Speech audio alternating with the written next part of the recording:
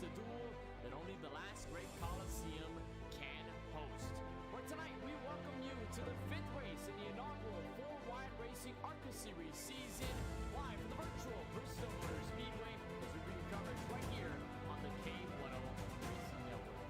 Always happy to have you along for the ride, where we'll have Francisco Bacchiao in just a moment, but my name is Kenneth Bueno, over here from the last great Coliseum, the Bristol Motor Speedway. And over the course of our first 4 races, it has been a very different season than expected. We probably expected a lot of chaos to open the season, especially when we went to the Super Speedway at Auto Club in California, when we had our West Coast sweep with TJ Bursky over at Phoenix. We had a very wild race at Daytona last week, but coming to the short track at Bristol, things definitely will change. It is our second short track of the entire season, so things are definitely bound to create some sort of either controversy or, in some sort of cases, maybe some surprise winners. We've always only had a couple of winners. We've had just a couple of drivers take over checkered flags in this season. Of course, TJ Bursky, he was on a streak of his own before it was broken. Then we had I believe it was Ken MacArthur, who had won the race over at Daytona in stunning fashion off turn 4. A fantastic way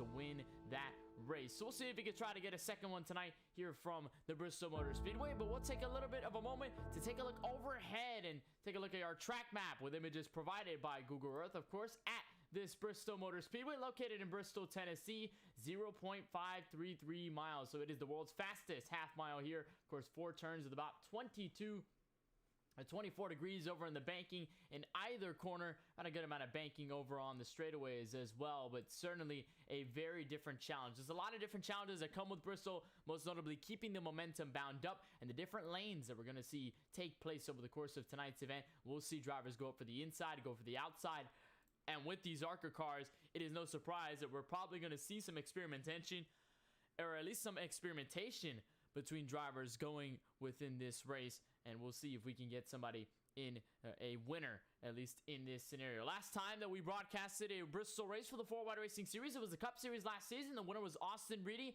That 11 machine is here tonight, so we'll see if he can try to defend his Bristol glory and maybe do so tomorrow night with the Cup Series race on Wednesday, 9:10 p.m. Eastern. That will be a fantastic one. But right now, drivers are certainly wrapping up their qualifying efforts. You can see a couple of drivers up at the top of the screen, and the top 3, most notably, Eric Schaefer in the 22. He's looking to grab his pole, just only 15 seconds left. There's a couple of drivers who did not take time, so we'll see if they're going to plant some time at some point in this race, at some point in this session, but with about 5 seconds left, it seems to be all but over.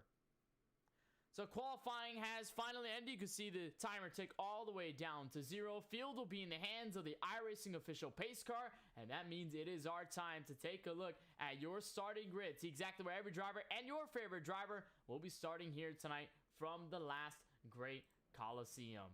On pole will be the 22 Eric Schaefer, a 14.970, landing the Miller High Life machine on pole, first to the green flag in the inside of row number 1, with Brandon T. Banks to his outside in the 88 machine. He will start in the second place spot. Defending winner at Daytona from last week, Ken MacArthur, going to look to go 2 in a row, make a streak. He'll start from 3rd with Christopher Bishop on his outside at the exit of row number 2. Everybody else, it seems as though they did not make any sort of time. Dean Brummett, you see Nicholas Gowan, Austin Reedy, Joe Sanchez, Kyle Benson, Jovi Ray, and a handful of others that are all in this field ready to get things started from the virtual Bristol Motor Speedway. You can hear some of the virtual chatter from the track right now. Of course, all the drivers getting ready to get things started, and of course we are ready to get things started as well. So everybody lined up behind the iRacing official pace car. Will be taking 200 laps around the virtual Bristol Motor Speedway. Telemetry says if we go green all the way, it'll be about 50 minutes, although Bristol, with the chaos that it usually has naturally, we'll probably see a couple yellow flags along the way. Just to note with the drivers behind them that I did not mention, of course, behind Joey Ray at the exit of row 5, Michael Woolley, Craig Launslager, Jesse Priest, Edward Scher, Matt Roberts, Tyler Murray, Tony Kivitt, Cody Kinsey, Chris Roberge, who we saw make his debut at Iowa a couple weeks back, Michael Newbrock, Curtis Kelly, Brandon Gillis, Cody Ivey. A full 23 car field. You can see everybody lined up double file behind the iRacing official pace car. They're ready to get things started, just waiting for the car to go off We'll go about 2 pace laps before we do get to the green flag. Of course, as a short track, had the same sort of thing happen at Iowa a couple of weeks ago. At Daytona, not as big of an issue, but we'll see how things fare out. Take a look at the weather overhead at Bristol Motor Speedway. An air temp of about 81 degrees, so it is fairly hot in the summer here in Tennessee. Not much of a surprise that we're kind of have a little bit of a heftier temperature. I don't believe track temp will be too much. We have winds barely to the west at about 3 miles per hour. Humidity at 1%. Fog at 0%. It's a partly cloudy evening. Beautiful day to go racing here in the virtual Last Great Coliseum. You can see the 22, Eric Schaefer. He has yet to grab a win. He's been rather close in ARCA Series and Cup Series competition. He'll be leading us from the green flag on throughout. We'll see how things fare. Of course, 200 laps will give way for possible pit strategy down the line. You don't necessarily see pit strategy take too much of an effect here at Bristol. But with Bristol, anything can happen.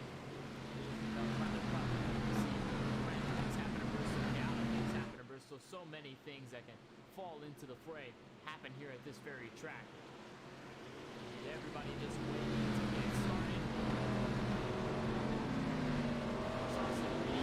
On this race, last season of the Cup Series is going to be rolling off from 7th. So we'll have a look at that and see exactly where he will be at. And take a look more of the track info. I think there we can get a good amount of reference on the track temp. It's only about 2 degrees higher than the air temp, 83 degrees here at Bristol on the surface. So not much to worry about in terms of slickness for these guys. It's more so going to be about trying to find the right lane to make things stick, to be able to get as much momentum as they can. Pace car though, going to hit pit road for the first time here tonight. Aaron Schaefer, Team makes your first suit of the green flag.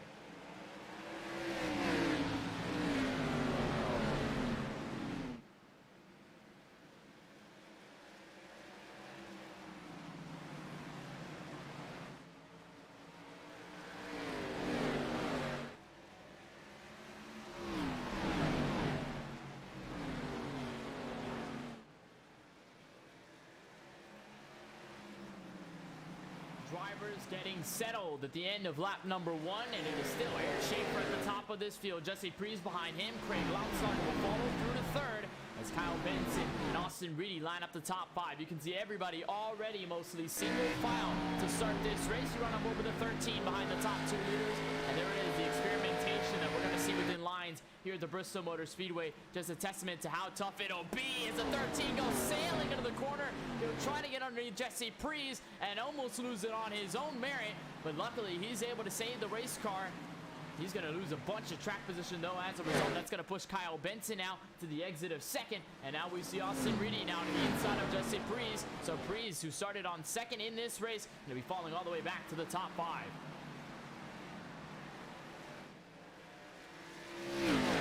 See there, everybody just trying to maintain themselves cleanly, everybody on their way. See a couple snag the outside wall, but as of the moment, I think at least for this point, everybody's right within the mix, so it doesn't seem to be too bad. Probably expected a more heftier start here at Bristol, but you can see already side-by-side action. A bit of contact between Austin Reedy, who's trying to sign up to Jesse Preece for the moment. And he seems to be okay. Tyler Murray will be behind him. And there's Daytona winner Ken MacArthur to follow through right behind. He's running about 6 on the racetrack. So you can already see good amount of positions be changed hands for the most part. And for many, we're already single files. A caution will come out to start this race. I believe it might have been Michael Newbraw on the 56 machine. He is already damaged, already sailed for pit road. Have to imagine that might have had that incident toted directly instead of already limping it. That's one of the first stalls, mind you, on the entrance, so we'll see exactly what happened and see exactly whether he was a part of it. He actually limped to pit road all by himself, so I don't believe this might be the yellow flag, or maybe it could be. Here's the 56. It's a little bit loose into the banking. It looked like he had it saved, but I think it was right here, overcorrecting it, finishing blow to the outside barrier. And then he's just trying to keep it straight. There are the leaders coming around. I think right about here, because he's so slow limping on the racetrack, that's exactly what the yellow flag might have been issued for. But Brandon T. Banks, he's mired back in 22nd, so maybe this was a second incident that we could have seen on the racetrack instead of just one. You see him riding here. This is before the yellow flag came out. By the moment, it seems to be okay for Brandon T. Banks, although he got put back in the rear of the field, so probably an issue there for the 88 machine, as Michael Newbrough, he was slow on the track. He was going to hit pit road. And that seems to be our first caution of the evening. You can see Brandon T. Banks, he's right there on pit road. And the field is going to come to a slow behind the iRacing official pace car. It'll be the 22 of Eric Schaefer at the top of this field where he started. A couple drivers going to hit pit road, but for now, it doesn't seem to be too big of an issue as of lap number 10. And with that, we'll bring in the second member of our broadcast team, Francisco Bacchiao. Of course, welcome to the booth. Welcome back to coverage of our ARCA series from Bristol. Wild one that we were expecting, but I guess early doesn't seem to be the one that we thought it would be. But going into this race, we had a wild one at Daytona, and for the most part, our short track tenure was pretty clean. We had Phoenix, our only other short track race this season as of now. It was a fairly clean race, couple of cautions midway, but not too much. Here, it may be a completely different story with how tight this one is. Yeah, better late than never, Kenneth, and we're at the world's fastest half mile. It's going to be a very crazy night for us here. We got 200 laps, and we're already under our first yellow of the night. A lot of aggression, a lot of chaos in this tight and narrow racetrack. We're going to be here for a long one if these drivers are looking to be aggressive from the beginning. Well, it is 200 laps, so it is a fair, good amount of time, and I believe for the Cup Series, we'll probably see the same amount of length, if not a little bit longer, maybe around 250, like we saw, or maybe even 285, like we saw with Martinsville last season as one of the only other half-mile tracks that were part of the schedule along with Bristol Motor Speedway. But as for right now, a couple of drivers have only changed positions mostly from third on back. You saw 1 and 2, Eric Schaefer, Jesse Prees, they didn't really move an inch, although Prees was under fire from Reedy for a while. He's got a little bit of damage on the left side of his car, just a little scratch though, not too big of an issue. And Reedy was just trying to make this move, and he had gotten up from 7th on the racetrack up to P3. So a good pickup for him, good pickup as well for Tyler Murray. As lights are out in the iRacing official pace car, so as quickly as we got the yellow flag, as quickly as we're gonna go green once again. So pole center, Eric Schaefer, he'll be back in the front of this field. Jesse Prees, of course, will lay on the outside. It'll be Austin Reedy and Tyler Murray to line up row 2. Curtis Kelly and Ken MacArthur will line up the third row. But behind them, you'll see Christopher Bishop and Dean Brummett in the 57 to the top 8. Brian M. Smith, Matt Roberts will be laying through your top 10. Brian M. Smith, a name that we talked about so much within this series, or in the Cup Series rather. We'll see how he does in the ARCA Series as the pace car rolls off. Eric Schaefer will probably get to a start. Jump for the 22, and we're back under green from Bristol. And that outside lane, you're going to see it for all night, Kenneth. That outside lane is going to be the lane the leader will choose every single restart from here on out. It's just such a powerful line to get a good launch off the corner. You pinch the guy on the inside, make him spin his tires better. You have a straighter shot to make the straightaway and just make it mile much longer and faster for yourself. Now you're just able to get out there and automatically put the field at a disadvantage.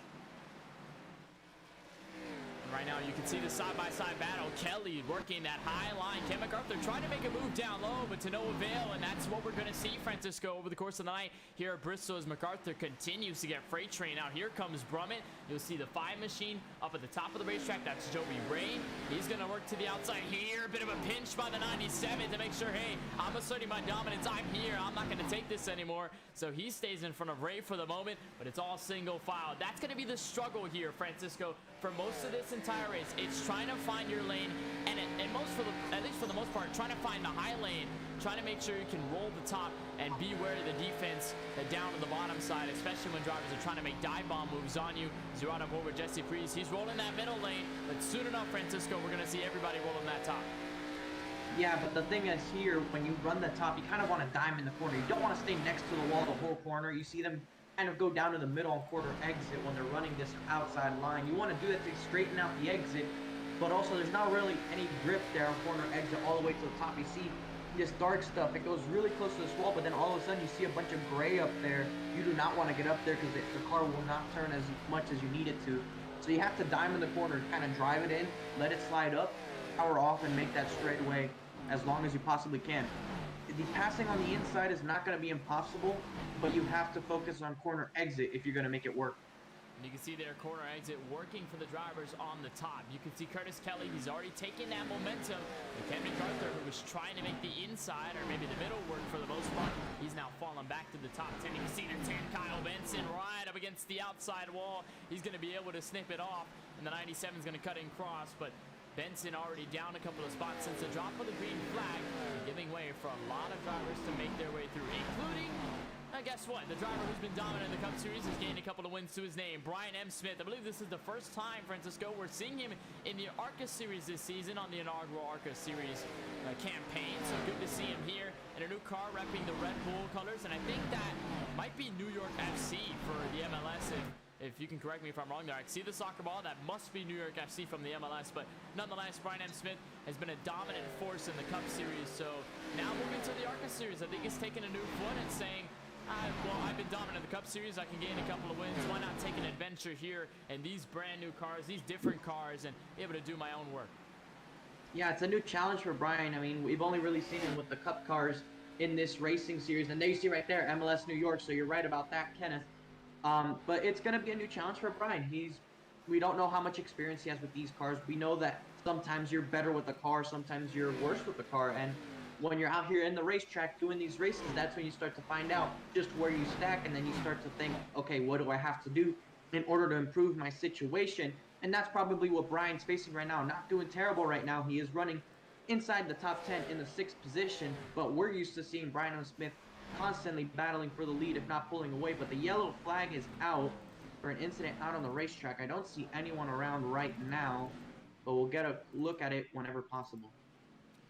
Might have been the 9 of Brandon Gillis. Mind you, there's Brandon T. Banks right there back in 22nd, but the 9 machine has decided to take a tow, so I believe this is the incident for concern. You saw the tire marks right there coming into the corner right in front of the leaders, and it is indeed Brandon Gillis to give us our second caution of the evening. This is working the outside of Chris Roberge. I think might have got into him, Francisco, and then entrance to the corner. Car was upset, did not want to respond. Car went for the spin. And then, of course, spinning on the racing surface here at Bristol means iRacing said it's a yellow flag right there. Loses the car. Bit of a tap to the outside barrier, rolling it down to the apron. But right there, very risky. A lot of cars behind him. But I believe it was right there, the initial contact with the 98. You run on board with the 9 machine going off to the front straightaway.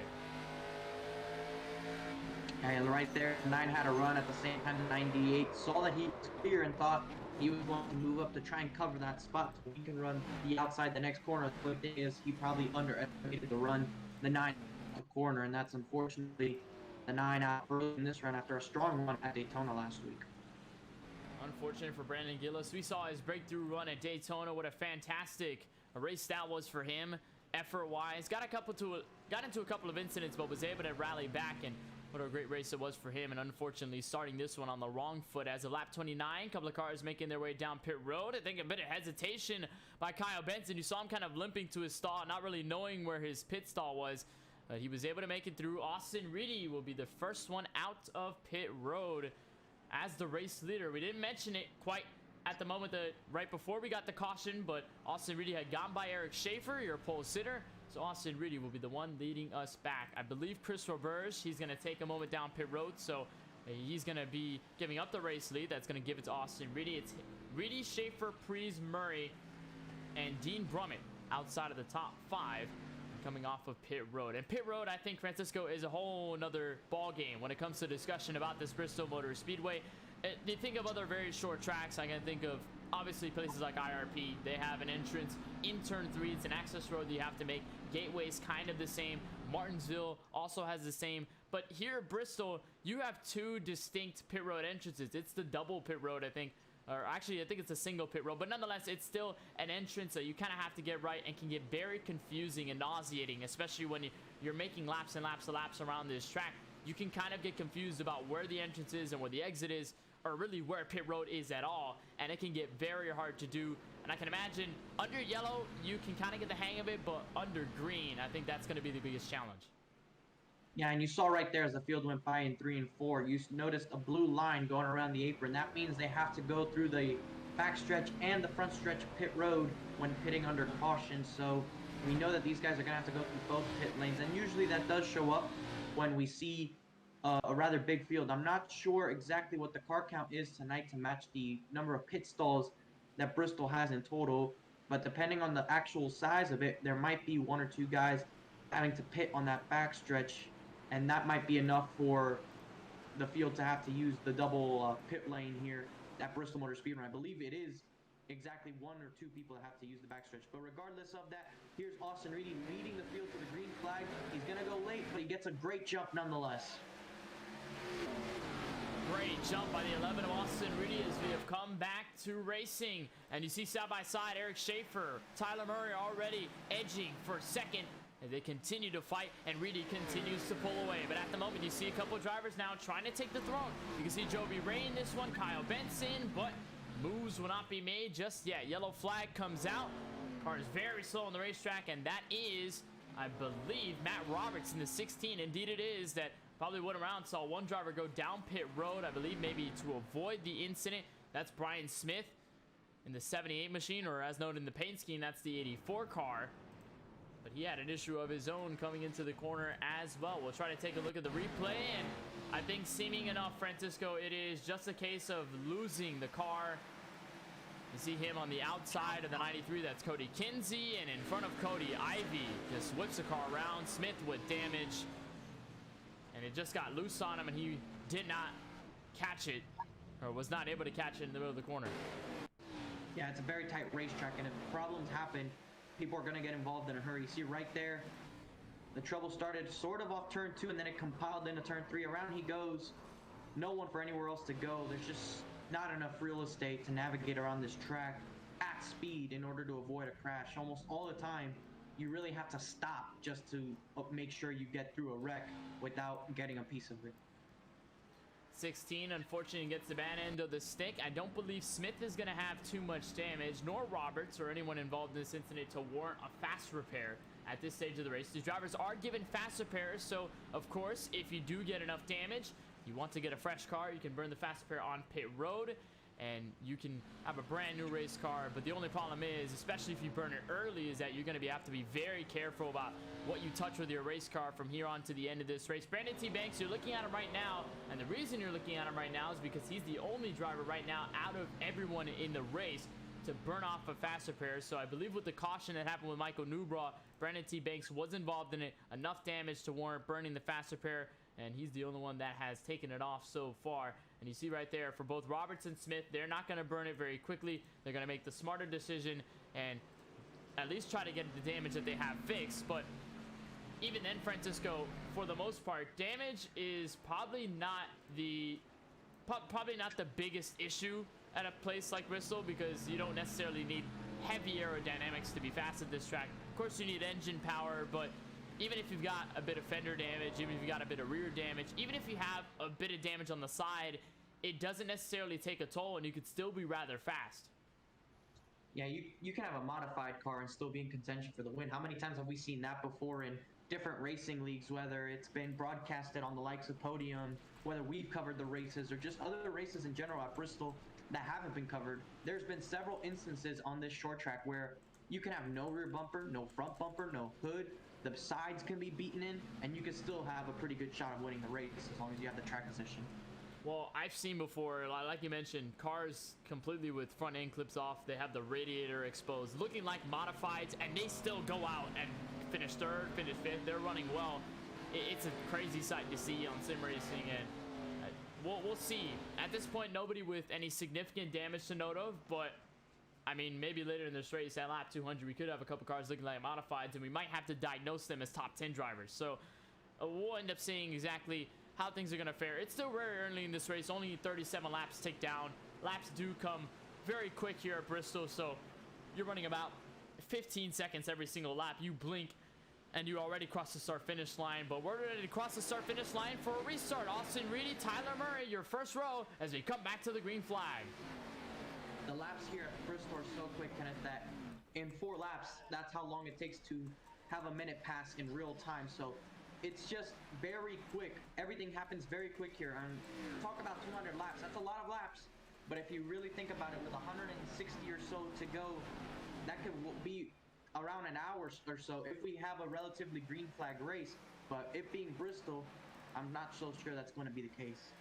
We've had a couple of cautions already. You see almost contact. Kyle Benson almost had a hip check from the 22 of Eric Schaefer, your pole sitter, as Schaefer was trying to man the inside. It's just no hope if you run all the way down there. The outside line just completely barrels you and rolls off down the hill. They get all the momentum. You see Joby Ray Francisco, I think you can recognize this paint scheme from maybe early Kyle Busch days in the Busch series as he tried to make a move on the 8 machine, and functionally enough, that's a Dale Jr. paint scheme in front of him. Yeah, and it's got the sponsor of your guy too. It has all Lowe's on it, but we see these two HMS, if you will, battling it out, and the 8 is right in front of Joby Ray. Joby Ray having a solid run here tonight. You see he started back in the 10th position, right now going for the 2nd place position. On the inside, dives to the inside. Looks like Murray has a problem, and around he goes, collecting Joby. Joby and Tyler Murray go around at the front straightaway. Caution is thrown immediately. And you saw it there at the exit of the corner. Couldn't quite get the shot, but the 8 of Tyler Murray just got absolutely loose off turn 4. Slammed into the 18 of Joby Ray, and just like that, Joby Ray has towed it to pit road. Take a look at the replay here, and of course, all started with the 8 machine of Murray, just trying to get as much momentum as possible. And ultimately, it was this end right there, that bit of contact between the 8 and the 5 that got both of them in trouble. You'll see it here on the shot once more. Oh, it just got loose, and Joby Ray has absolutely nowhere to go. Yeah, and then right there after the caution, there you see the 8 getting turned. Right there, more calamity after the caution comes out. I'm not sure if there was miscommunication here with the rest of the field trying to navigate who may have been wrecking or not, but some guys got a lot of major contact. You see actually further back there, Eric Schaefer had a moment off of turn 4 of his own, so a lot of stuff was going on at once, Kenneth. Saw Curtis Kelly there, he got in contact. Jesse Prees, he also got a bit of it as well. Right on board here with Prees as this is going down. Seemed to be normal, but then you can see the smoke happen right in front of him. Didn't seem to slow down. Didn't seem like it was that big of an issue. Right here, he's on the brakes trying to make sure he's okay, but Murray just comes back up the racetrack. I think he expected Murray to just roll down with Curtis Kelly on the banking, but seemed to not be the case for Prees, and he's going to make a trip down pit road. A couple of drivers are going to make trips, including Michael Woolley. You see his purple car. He's going to make a stop. I think there's only about 2 or 3. Actually, more cars have made their way down pit road as well, so they're not going to be the only ones. Austin Reedy and pretty much most of the rest of the field, they're going to stay out. And already our 4th caution of the evening with Austin Reedy out front. Eric Schaefer, your pole sitter, has moved down to P5 in all of this. Still not even a quarter through this race. Lap number 46. We'll take a short break, but you won't miss a thing as we go side by side right here in the KBueno Racing Network. You're watching the 5th race of the 4-Wide Racing ARCA Series live from the Bristol Motor Speedway.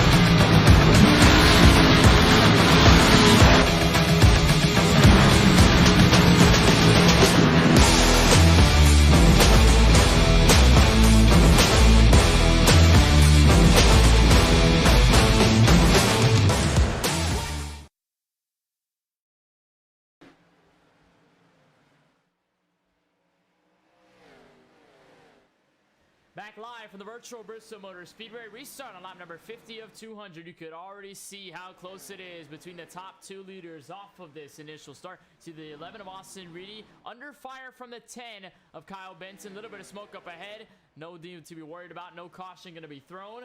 But still, Austin Reedy continues to man this race as Curtis Kelly comes to the top 3 and everybody single file off every corner.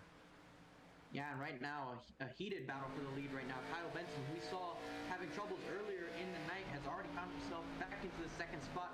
And these two are not too distant with one another. They are always battling each other on the racetrack. And right now, no surprise they're battling for the lead. And also no surprise to see a little bit of right front damage on the 10 still doing well. We saw him last season in the Cup Series have a lot of damage on his car and still run inside the top 5. But it's going to be difficult for him to make this pass on the inside. Once again, if you have to try and make a pass on the bottom, the key is try to enter as high as you can and focus on getting a solid run on exit, because that'll diminish the advantage of the outside.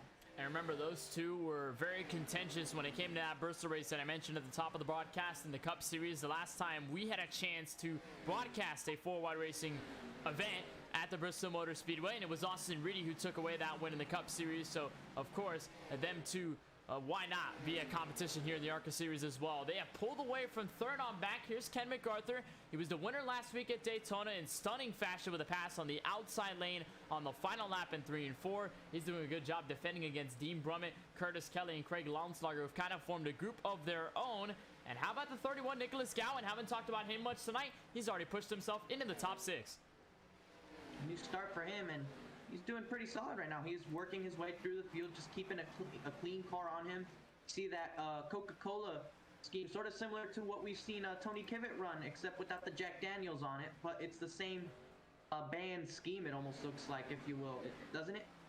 It kind of does. I saw Kyle Benson use this scheme a couple of weeks ago, so I think that's also the same way we saw it. Tony Kivitt, though, he's running a whole different scheme. I think probably maybe good for Gowan in the say that we're coming up on winter time in a couple of months, so maybe he's kind of on the right track already, but on a good track right now in this race as he gets very close. That was tight, and they are about 3 wide, almost contact between the 31 and the 97.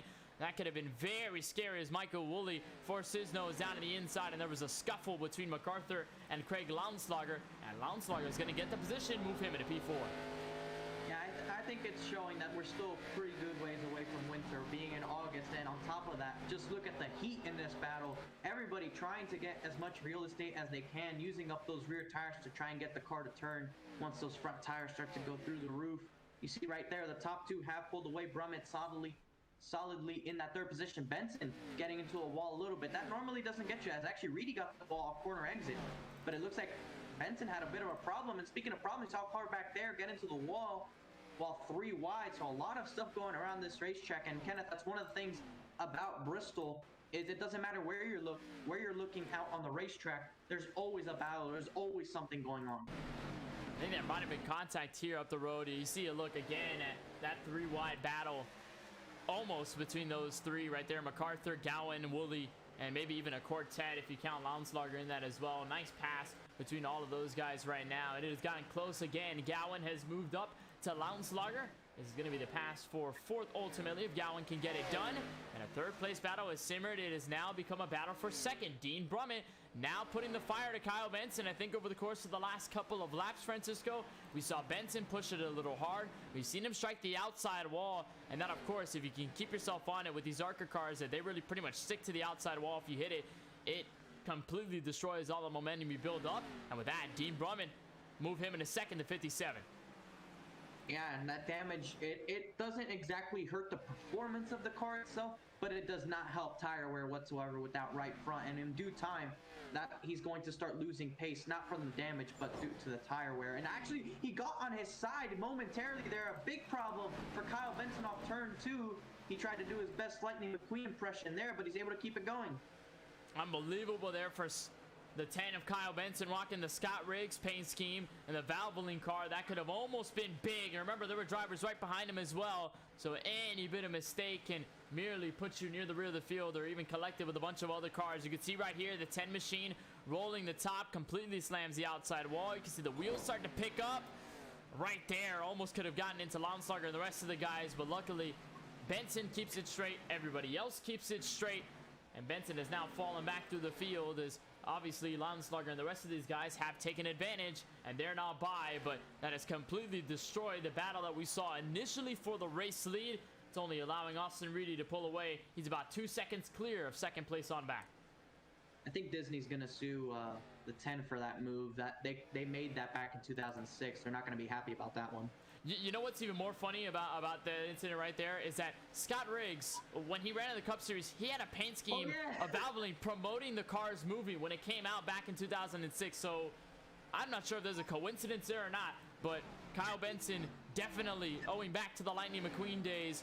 And I think even more so, it was at Motor Speedway of the South, and that's a track that's very, very replicated to this track right here, the Bristol Motor Speedway. I think enough cars talk right now, but we're talking about cars right now in the top 3. Nicholas Gowan has just gotten away from Craig Landslager. Look at Michael Woolley trying to send it almost about 3, but Gowan on his way back up to the field, he's doing a good job. I'm not sure if he pitted under this last caution and took some tires, but he is doing a solid job right now, moving his way up through the field. He's 4 seconds behind Austin Reedy, but nonetheless, he's found himself in some decent track position, and now it's just about clicking off these laps and trying to see if he can make the best of the situation now. Right now, for the top 2 spots, it looks like Dean Brummett slowly chipping away at the lead. He was about 2.2 seconds once he got past the 10 of Kyle Benson, and in the last 5 to 10 laps, he has closed in about half a second almost. So he is slowly chipping away at the race lead, and that might be due to saving tires better. We saw Reedy and Benson battling very aggressively at the start of the run, and you have to wonder, maybe it was just a little bit too much temperatures for those tires, and maybe the 11 is starting to maybe back it down a little bit, and maybe that might be the closing of the gap, but we'll have to see just how this plays out as this run continues. That could be the case. It also could be that maybe Reedy just didn't save his tires enough in enough time, so could allow for second place Dean Brummett, who maybe saved a little bit more in his exchange to get around, although Brummett was in the middle of a good battle where we see Landslager and Nicholas Gowan around right now. He was around there on the racetrack not too long ago, but he's cleared everybody up until this point, and now he's got clean track up until, of course, your race leader. Here you look at Cody Kinsey, a driver we've seen at least consistent right now on the 4-Wide Racing Series. As he'll slow down, caution has now come out. Dean Brummett has cleared a driver incident up into the outside wall. That is Brandon T. Banks stuck on the barrier. And the number 88, not good to see for the Geico machine. Unfortunate for the 88. Did not have a good week at Daytona, and he was hoping for a recovery drive this week. It was off to a not so hopeful result, but he was making his way through the field. Let's see what happened here. Looks like all is good here. And then contact in front of him with the 97. He goes all the way to the inside, has this avoided, and then that's very unfortunate for him right there to get collected in that, as obviously he had to re-emerge on the racetrack, and also carrying the speed he was, being on the flat apron, the car was not going to stay there. And I'm not sure if Ken MacArthur realized that that Brandon was down there and needed to come back up. Right there, it was the case of just merging back safely on the racetrack. That's where he met with the 97 of MacArthur, but MacArthur had that incident with Christopher Bishop right there on the straightaway. You see Bishop slide up the track. MacArthur's trying to carry the momentum off the corner. They get into each other. Bishop goes spinning. He ends up with severe rear end damage, but the story lies with Brandon T. Banks, who of course comes back up the racetrack. And the 97 is there on the bottom side. There they meet with bumpers, and then hard into the outside wall goes Banks. And you gotta imagine the damage that could be on the 97 machine right now. You know, it appeared to me there on that incident, if you can go back and look at it one more time, it looks like the 42 may have clipped the apron in turn 4, trying to see if he can make the bottom work, and maybe that affected how much he slid up into the 97's path. It looked to me like that's what happened in turn 4. He might have tried to cut the corner as much as he can and clip the apron, and that's what sent him up the track just a little bit more than he thought. Yeah, cars do get very tight, and especially the apron could be a death sentence here at this track. But that seems to be the issue once again for many, especially that inside line, just trying to carry as much speed as possible. And knowing that there's a car up there. You try to put in as much throttle, but the car at some points can get very, very tight. Remember, these guys were almost about 50 laps on their stint just before they make this stop now. So the tires were definitely worn up until that point. And of course, Bishop, even with the apron, his car was probably going to be sent up the track and trying to clear over to the 97. Unfortunately, they get collected in that as well. Brendan T. Banks, remember we talked about him earlier in the show as a driver that was at one point the only one in the field to use a fast repair. He does not have any anymore, so he just has to stay down pit road. Hope the damage can get fixed quickly, although we saw wheel damage on the car. One of them was stuck to the tether as it completely came off with that hail on the outside barrier. So you see right there, 6 laps down for Brandon T. Banks, unfortunately. Jovi Ray, we saw him in an incident. We saw him hit pit road immediately in a tow. He's 3 laps down on the racetrack. Bishop has burned a fast... Actually, no, he has not burned a fast repair, so he has kept his damage. He's 1 lap down. Tony Kivitt is also 1 lap down as well. And then you have to look all the way back to Ken MacArthur, who burned a fast repair, so he's going to be back in this mix once we go back green, sitting on the outside of row number 6 in P number 12. So have Austin Reedy, who took the lead over from Posted or Eric Schaefer. Austin Reedy has him in control ever since we saw Dean Brummett try to chip away at that lead. How close does it get on this next restart? Pace car comes up. Austin Reedy's up to the gears. We're back under green from Bristol. And a pretty good jump there for the 11 of Reedy. He's able to get ahead of Brummett. Brummett with a big run, sliding to the inside. He's going to try and make the bottom work. Unable to. Reedy keeps the lead. Reedy able to hold strong up at the top side of the racetrack. Brummett tried to absolutely send it down low. And as soon as we get the green flags, as soon as we get the yellow, again, caution waves this time around. It might have been for Tony Kivitt. Saw him a little bit slow on the racetrack, but he does not have any damage. Cody Ivey actually very slow as well. So we'll see if any of these incidents could have involved any of these guys. We'll take a look at the replay. Here's Tony Kivitt right there with Christopher Bishop. Not sure whether this was the cause of concern. Actually, they were slowing up for an incident in front of them. It was Jesse Prees all by himself that got loose and had a meeting with the inside wall. Yeah, the incident seems to happen way up there. It looked like it involved maybe him and Joe Sanchez. Actually, no, there was something else that happened in front of them. And wow, Brian M. Smith was involved in this. And like, once again, it happened even more in front. We'll see what happened to Smith here. It was Michael Woolley. It was Michael Woolley that got loose on the racetrack, checked it up, and then Ryan Smith got into him, which in then turn made way for Prees. You see right here, Woolley gets slowed up, and Prees tried to lock it up as well, but just did not have enough time to react. Got into Smith, and then the car just got upset. A little bit of damage on the nose. Luckily, no hit to the inside wall. That's a big hit here at Bristol in most cases, but luckily, the 5 machine who started on the outside of row number 1, he's going to be able to continue with minimal damage. He's going to make a stop down pit road, but very big checkup for Michael Woolley. And we've seen this issue happen, I think, more so with these cars than any other, Francisco. It's getting loose at the entrance of the corner. In most cases, like the Cup Series, maybe even the Xfinity Series, a lot of it's getting loose at the exit when you're trying to put the throttle in and you're making that transition from the main banking in the corner to the banking on the straightaways. But for these cars, I think it's a first-time issue that we see the cars just get loose and snap at the entrance of the corner when you're trying to carry all that momentum in. That's actually pretty prone to these cars at the start of the run. The brake biases that you normally run here are set up for the long run, but with the way the tires are when they're cold and the banking level as such that we have at Bristol, you go into brake on a short run, the car will break loose on you if you're not careful. So for the first 5 or so laps, these cars will be very unstable into the braking area that you will be applying them around this racetrack. So it could be rather easy for someone to lose it on the entrance to the corner. After a couple of laps, it should not be a problem, especially the higher brake biases you run, but it's not something you can completely escape. So under caution, once again, this is lap number 89 of 200, so still not even halfway through this race. Of course, lap 100 will be the mark of the cross flags, and then we'll have 100 more, although we've chipped in these 89 laps rather quickly, and telemetry says it'll be 29 more minutes if we can stay green. That's just a testament to how time runs out here at Bristol. I think it's more so of a unique case, Francisco, with this track, and maybe even Martinsville, you could put that in the same category, as opposed to a lot of other venues. In a lot of 1.5 mile tracks, even shorter tracks that are 1 mile long, like you could say Dover, one of them, Phoenix, one of them, like we saw earlier this season.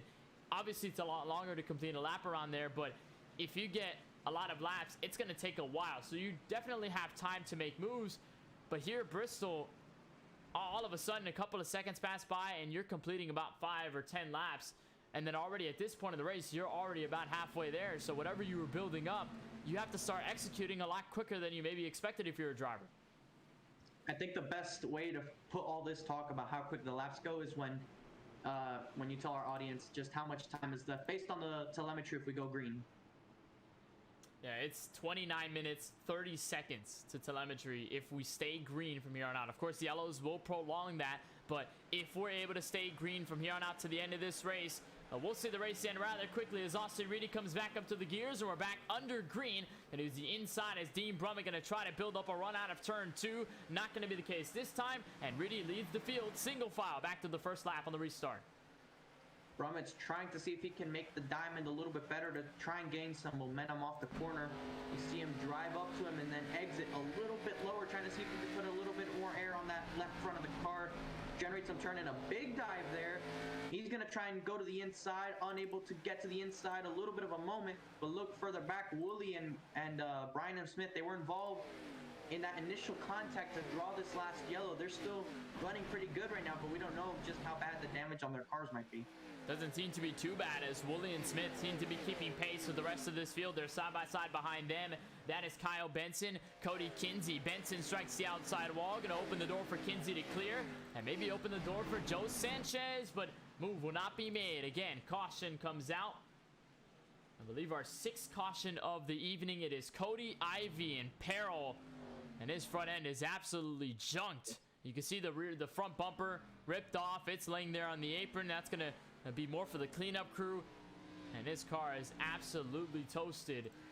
You gotta imagine it was a hard hit to the outside wall for him, and right there you'll see it as soon as it happens. The kind of swerving motion you'll see as the 81 gets loose, you'll see him correct it right here. You're completely facing that wall and you have nothing to do. Yeah, and major contact afterwards. That was Curtis Kelly. Second time we've seen him kind of lay in the incident. Right on board with him, right behind them. That's Tony Kibbett right in front. You'll see the car come about sideways, and it's hard to predict where this car is going to go. Right there, he actually gets into Kibbett on the way there, and then just extra damage there, even more so a hit right behind him from Michael Newbraw. Look at this rear end shot. This is going to get ugly. Yeah, unfortunately, Scooby did not like what he saw, but I'll tell you what, that little bump he gave to Kibbett actually helped Kibbett miss the incident. It might have been a blessing in disguise if you're the 7 of Tony Kibbett, as many of the drivers, of course, going to go down pit road for damage control. Kibbett going to be one of them. Ken MacArthur, he's also going to make a stop down pit road. Interestingly enough, a lot of the leaders have not decided to pit. A lot of them about 16 to 17 laps on their stint. You can see Kyle Benson. He's one of the lead lap cars that is making a stop down pit road. You can also count Joe Sanchez in there as well. We saw him in the battle with Kyle Benson. There's Curtis Kelly with all that damage. He's going to try to get it fixed as he misses pit road, and he inevitably gets this fast repair as many are coming out. Interesting scenario though there, and I'm guessing already by the time we're reaching halfway, these are probably the amount of cautions we expected at a track like Bristol, but unfortunately taking a lot of good cars out. Yeah, and this past weekend I ran about 300 laps combined between 2 races at this very racetrack. So what these guys that are pitting right now, they're hoping to use tires to their advantage, and tires do matter. The thing is that they need green flag laps to make it work, and enough track position. You can easily get boxed in behind someone on older tires, and they can make the top work and hold you off and force you to use your tires up quite a bit. Of course, try to get by them as quick as possible. Avoid being boxed in is going to be difficult, but if you can avoid doing those things, you should be able to get to this race leader right there, Austin Reedy, and start setting sail on your alternative strategy and hope that the race goes long enough to where everyone has to pit again and it plays right into your lap.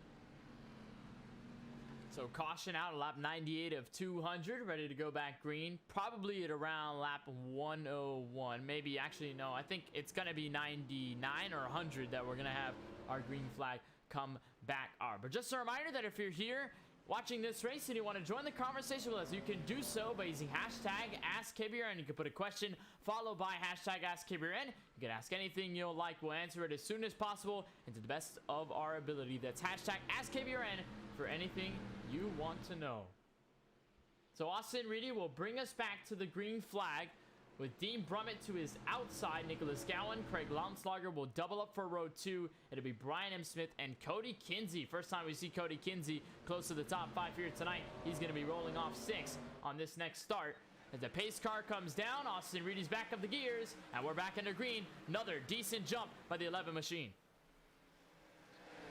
But look who's right behind him. It's that 57, Dean Brummett. He's been able to maintain with him on these restarts, trying to see if he can pressurize the 11 into a mistake.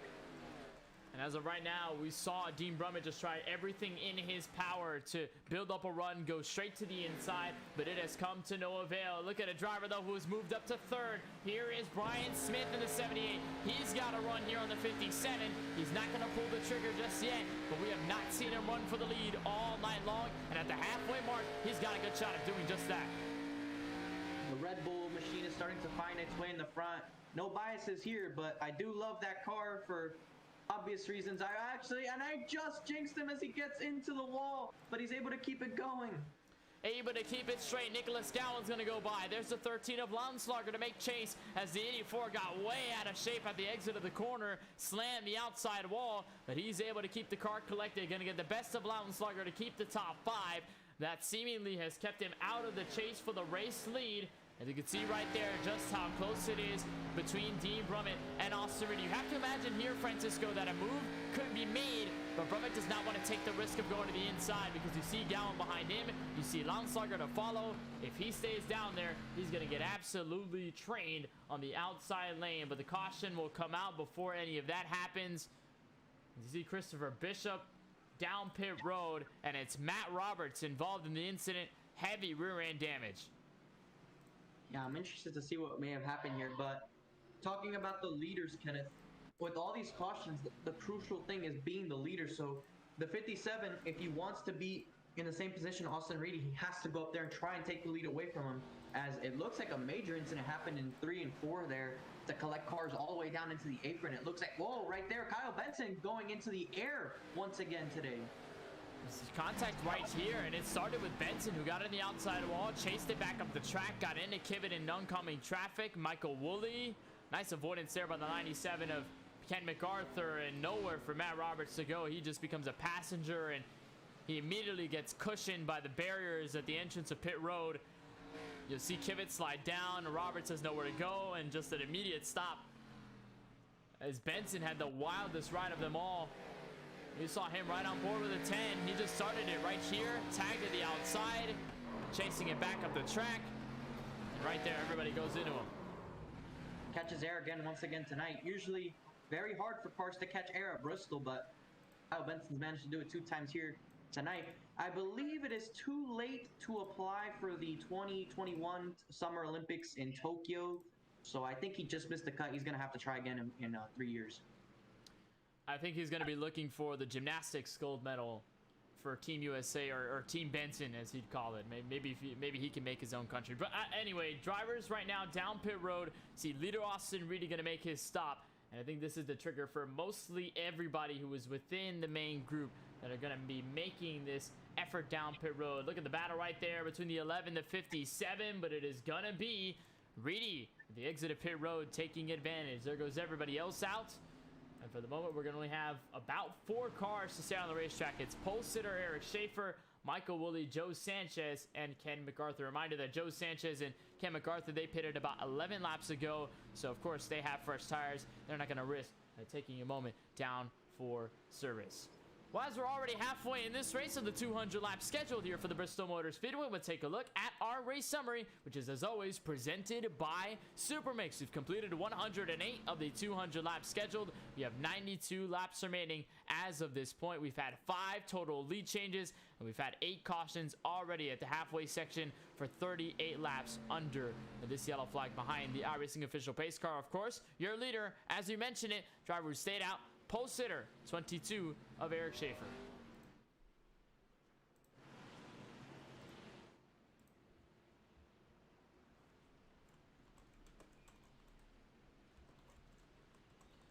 So as of now, we'll double them up. Lights will be out on the iRacing official pace car. You see that very bright black and purple 69 machine of Michael Woolley. He'll work to the outside of row 1.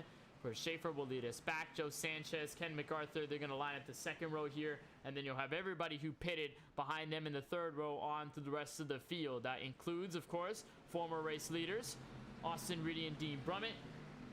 You'll have the drivers behind them and Nicholas Gowan, Brian M. Smith.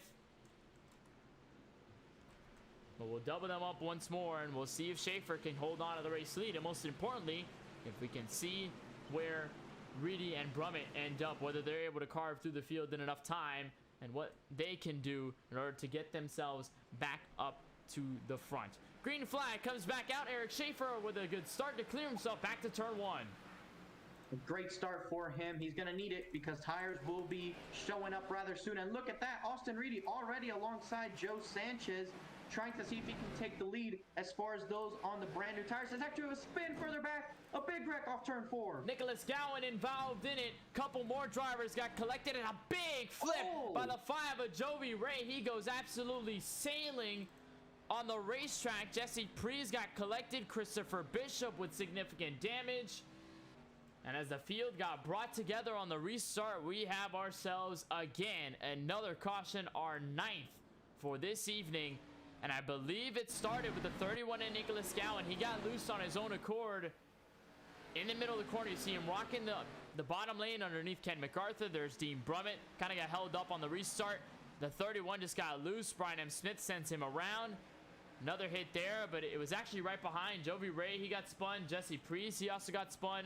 Boy, many different incidences. Again, you'll take a look at the air that Jovi Ray gets. He just gets slammed by Tyler Murray trying to slow down for the wreck. And then Bishop comes for the finishing blow.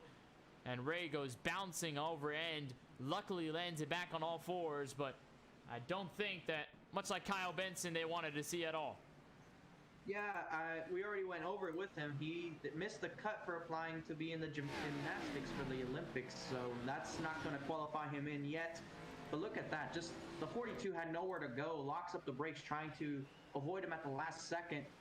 And that sort of reminds you, if you think about it, it reminds me of 2 crashes respectively. It reminds me of the Kyle Busch crash at Daytona at the finish after he got a turn for the win there by Casey Kane. Plowed into him there after the line. And also the Carl Edwards crash at Homestead in his last race. Definitely interesting. And the thing is, we're seeing just drivers that are slowing down at different points for the incident. We see some slow down a little bit earlier, and then it's a driver who kind of slows down a little bit later, but doesn't really slow down as much. They tag into them, and that's what sends them around.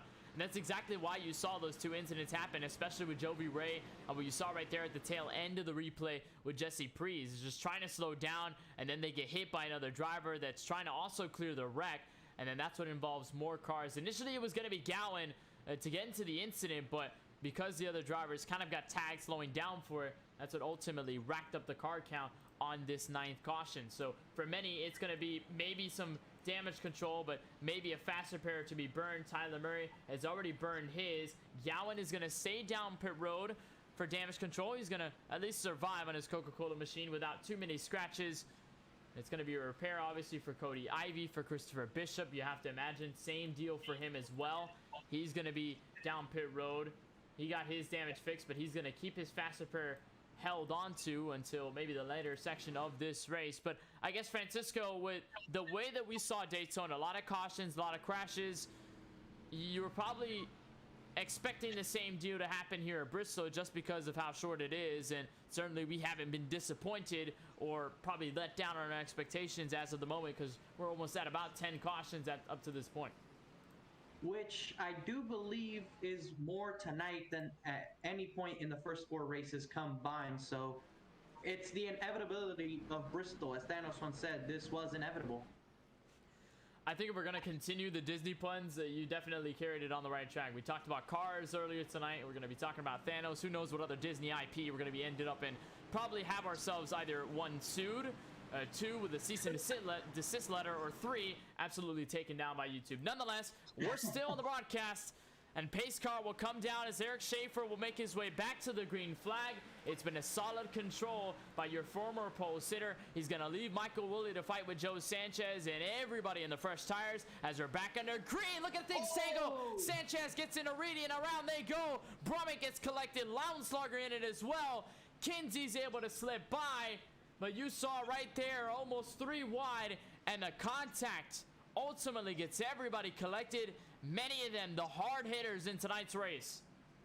The big one in turn 3 at Bristol. We were just talking about how it's inevitable, and that one was definitely inevitable for many people. You saw it happen live right there. The 55 and the 11 made contact off of turn 2, and it seems that the 55 gets hooked into the wall. They go spinning, and they block the racetrack essentially while they're sideways. The 97 and the 57, they also drive in trying to avoid the crash, and they're sideways, and that causes everyone further back to either stomp on the brakes or trying to find other places to go through. I mean, look at this. The entire track is blocked. Joe Sanchez catches there as well. You saw right there, Cody Kinsey. What a major job to mostly get away with either none or minimal damage. That's exactly what happened. As you'll take a look at it again here, you see the 57 of Dean Brummett. He got collected in this as well, and it was almost that 3 wide scenario that we saw with Woolley, that Sanchez was just trying to come up the racetrack. Reedy was trying to fill that space. They ultimately get together. You see Brummett almost got about into it. And you see there the 13 allowance logger. He gets collected. Nice job by Jesse Priest to make his way all the way to a dead stop. But it is damage for many of the strong drivers in tonight's race. And ultimately, that's going to be a dagger for guys like Reedy, who was just trying to get back up to the field. Only 2 drivers stay out on this stop. Mostly everybody else is going to make a trip down pit road, obviously for damage control. And for Austin Reedy, it's only going to make the road backed up to the front a whole lot harder, because he's now going to have to carve through many drivers track position wise. And yes, he does have a clean car, probably some fresh tires to his name as well, but it's just going to be about how he can get around everybody versus what he has right now in the tire sets, and of course the damage that he has, which he just burned his fast repair. So it's going to be a clean car for the Menard Chevrolet. Yeah, the tough part about Bristol is that for the first lap to 5 laps, depending on just how many people stay out, it is definitely going to be track position, especially if you're the race leader. It's the best track position to have for a 2-lap dash at a track like Bristol. Not only is the top so powerful, even though we've seen the 22 take the inside, but if you're the leader late in the race, you definitely want to pick that top. It gives you an advantage for at least the first lap, and it forces the guy to try and catch you, and he probably runs out of time by the second lap. And I feel like that's going to be what decides this race later on. I see this ending in a green-white checkered with the way we're heading.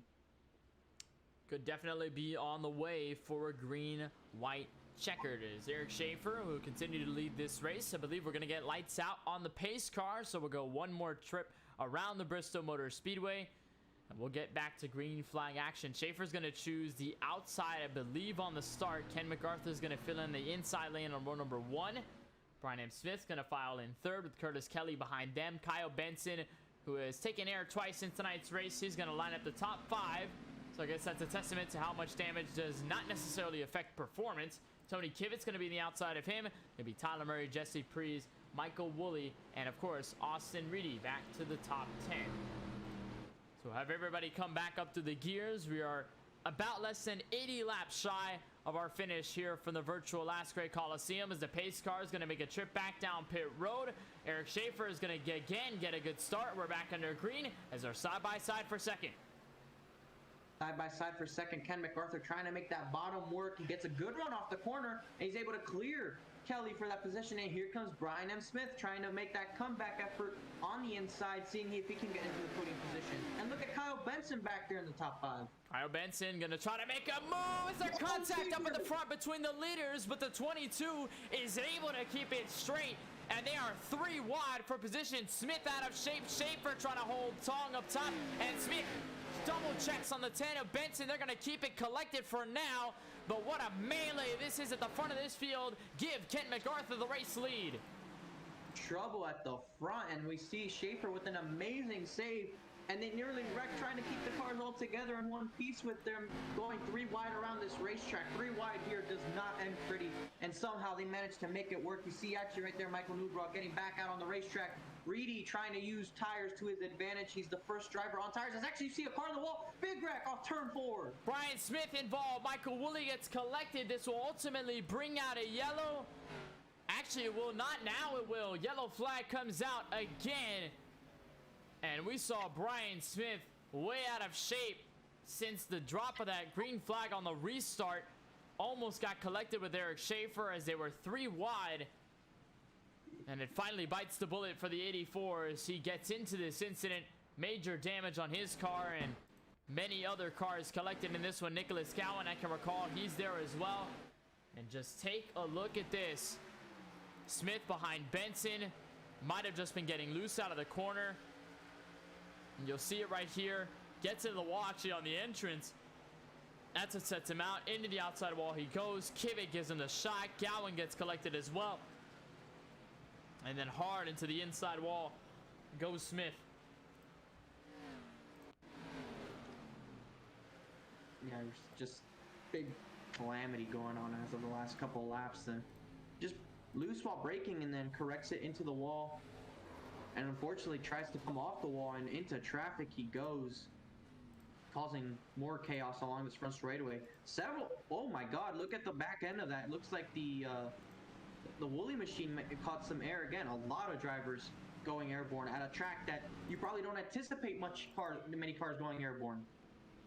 It has certainly been a chaotic night, to say the least, from Bristol, as there's Eric Schaefer. He's going to come down pit road. Curtis Kelly's also going to follow suit. Remember, these guys were within the top 5 before the yellow did fly, so this is an alternate strategy by them. See, Prees, Woolley. Actually, Woolley's going to stay out, but a couple more are going to strike pit road. Joe Sanchez included. Craig Launslager, he's also going to go down pit road. And as of right now, that's Ken MacArthur, Kyle Benson, Tyler Murray, Austin Reedy, Chris Roberge, Cody Ivey. A lot of other drivers have decided to stay out on the racetrack, as we've just breached 70 laps to go from Bristol. Many cautions are already in the double digits, and again, this is only going to make things harder for the drivers that were either in the front of the field, 1 or 2 drivers who are just trying to be on the comeback, which of course that second option includes guys like Austin Reedy, Dean Brummett, and a lot of others that are just trying to get back up to the field. Reedy had been dominant all night long. He is definitely the driver with the laps most led here tonight. But if he can't get the win, then I don't think it matters whatsoever, even if he does finish where he is right now in 4th. Especially after a dominant night, driver. As a driver, you have dominance. You can get the dominance, but if you don't get the win, it definitely doesn't feel good considering the circumstances. And I've been there a lot. That's something I can reconcile with for anybody, really. It's very tough when you're a driver and you sit there and you know you have the best car. You've shown you had the best car. And by the end of the race, it doesn't play out your way. And it can get very frustrating. You think that it should have been yours. And of course, it's very difficult to think in that moment, okay, let's just recoup and go into the next race, try and focus on that one. It's very difficult in the moment. Probably in a couple of hours or even the next day, it's usually a lot better. But definitely, probably worst case scenario is if it's a continuous situation. But Reedy, we'll see if he's able to recover. He is in a good spot. He is restarting outside lane in the 2nd row behind the race leader, Ken MacArthur. That should put him in a good spot to try and get going here. He's going to be the outside of row 2, so he can get a good jump. Remember, Ken MacArthur is a control car, and he's going to go rather quickly at the exit of turn 4. So green flag comes back out here at Bristol. Benson's able to clear himself for 2nd. It's going to move Reedy to 3rd. Tyler Murray, he's going to slip into 4th. Look at the run built up by Benson. He's going to slide on the inside. Almost going to make it work, but to no avail. Ken MacArthur still with the race lead. A proper slide at that. He put down the tire marks there, and now Reedy right behind him, trying to see if he can take the 2nd place spot away. Benson almost gets into the wall. We have a car back there in the wall. Cody Ivey, he's turning down into the racetrack, and a big crash. Kelly in the air. Kelly around on the racetrack. Caution again gets waved as soon as we get the restart. Brian M. Smith, he also got tagged in it, although he's got minimal damage. For Kelly, though, it is the worst end of the stick. And we have seen multiple drivers get airborne but probably not to this level. Take a look with Kelly. I believe might have been an incident up at the front. And indeed it was. Cody Ivy got slowed. Kelly tried to slow up in time, and he just got absolutely smothered from the rear. You'll see it once again. Kelly slows down for Ivy. Not enough time. He smacks the outside wall. That was Jesse Priest in the 5 machine that got right into the back end, and Kelly gets sent around. And Brian M. Smith also kind of got a piece of it, although he's mostly okay. And he got tagged right there. Was able to lock it up in time, keep it out of harm's way from the inside wall. But again, so many drivers involved, and another quick caution, though, that is going to put Kyle Benson in the lead, as Ken MacArthur has made a trip down pit road. So an easy call here for MacArthur to say, okay, I'm going to go straight for the pits. That's going to give the lead directly back to Kyle Benson. As again, under yellow with the 10 car out front. And again, with the lights on the iRacing official pace car. We'll take one more break and we'll come back with more action from the virtual Bristol Motor Speedway. Benson, currently your leader, and you're watching all the coverage right here on the KBueno Racing Network.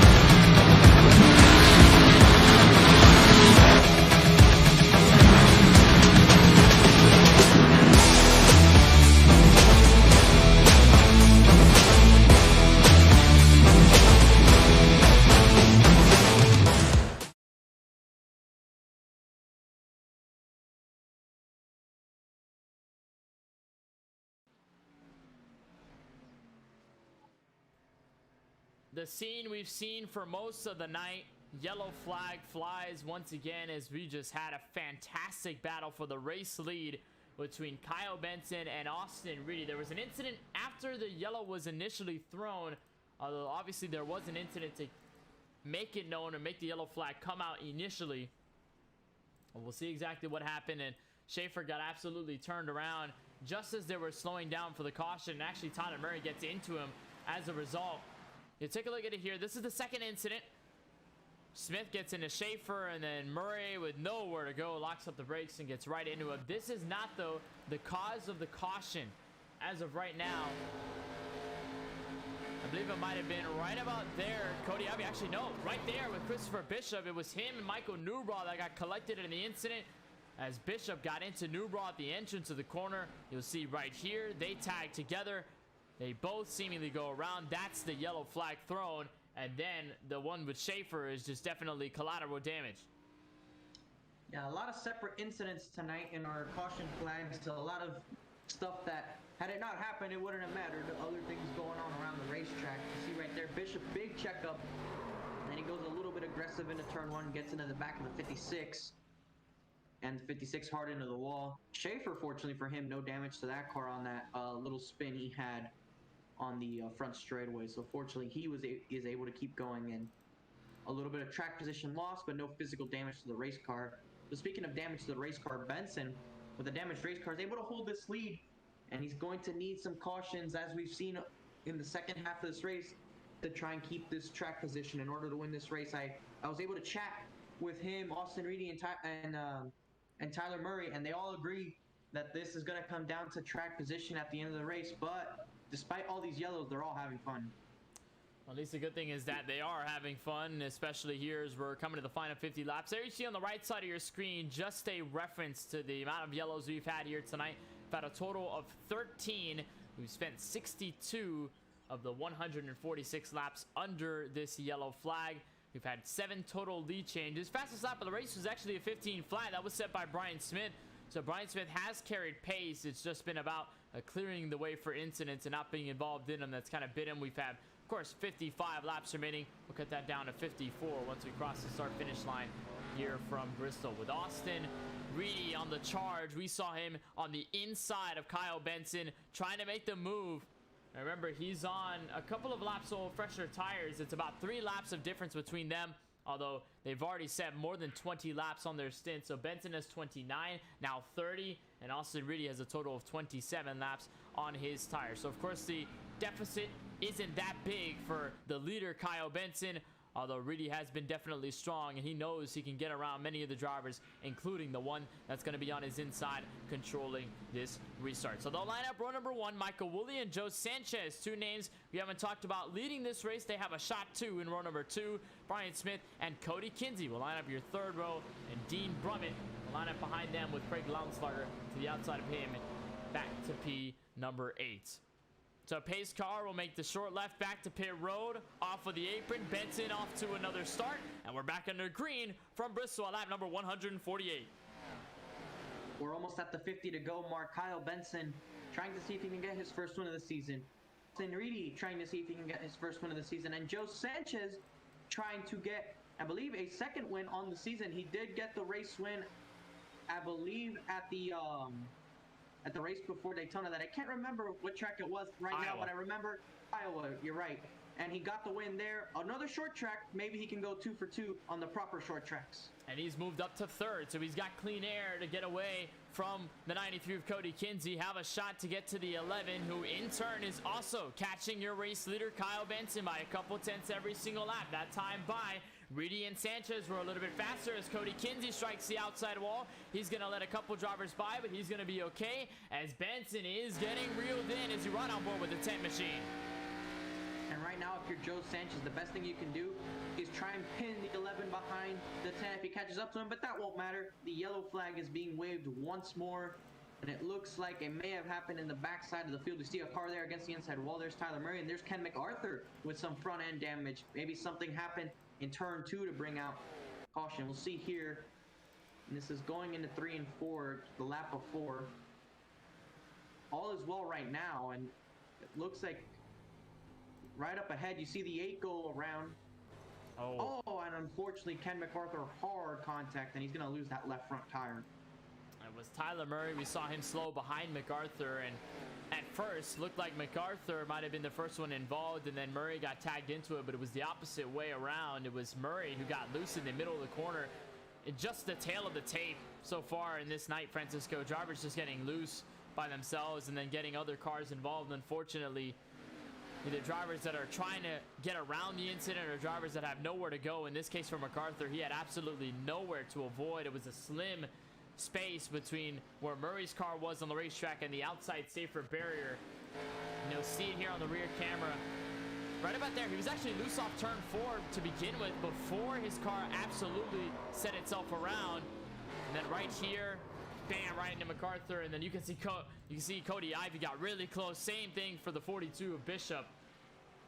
Just not a good night for many cars, including Murray and MacArthur, who were doing well earlier in tonight's race, but now have a lot of damage as of the recent yellow.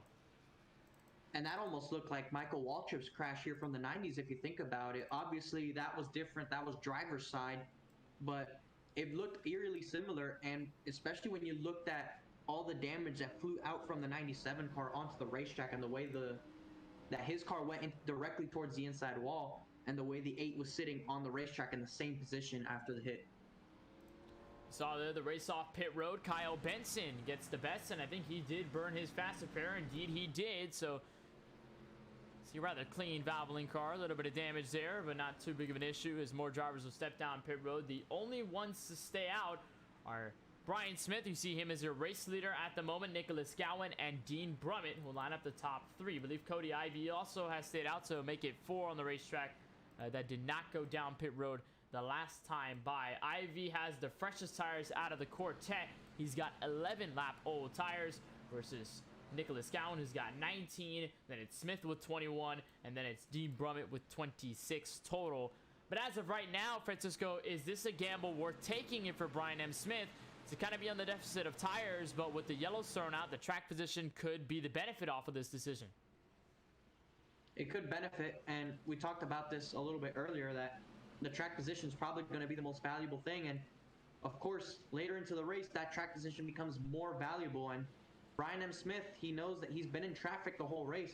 Maybe him being in the lead is going to do something different. He picks the bottom, though. That's going to be interesting. But it also lines up Gowan on the outside of the front row. So these two we have not seen at the very front of the field yet tonight. This is the first time doing so.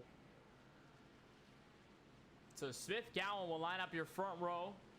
Of course, on the way back to the front of this field, Dean Brummett, he's got a bit of damage, but still rather quick race car. He can try to follow Smith in his tracks, although hasn't necessarily been the case with the way that the leaders pretty much go early on many of these restarts. We'll see if Smith does the same thing. Pace car will come down to pit road, and the access to the green flag will be given to Brian M. Smith. Fairly even start between himself and Nicholas Gowan as they come back to turn 1. Into turn 1, Brian M. Smith with a good lead.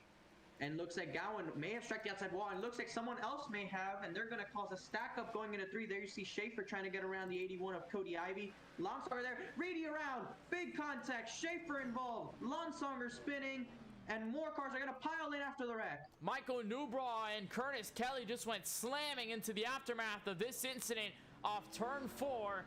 Saw a couple drivers get loose, but again, a wreck involves the 11 of Austin Reedy, your former race leader and pretty much the contender with the laps most led. Take a look at the replay here, and I believe yes, it was Reedy just getting out of shape at the exit of the corner.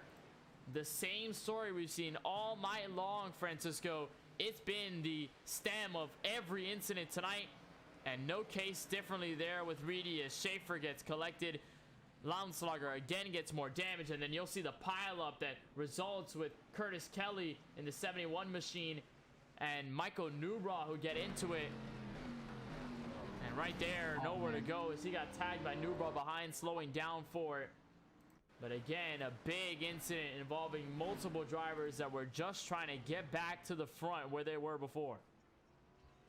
And in hindsight, sometimes you see stuff that maybe you didn't at the time. It looked like the 71 maybe could have gone next to the wall and been fine, but probably thought that Reedy was going to turn back up into that lane on the racetrack and decided to try and split the middle, and in doing so had to check up, and that's what caused even more carnage. So probably didn't think of it at the time, and you know, it's stuff that we all do as drivers. We see a hole that we think is best and we try to go there. But in hindsight, that's where you start seeing the different options, and you try to use it as really as a learning experience for the next time you see a wreck in a similar fashion, so you can think of an alternative direction to go to possibly reduce things like that from happening again.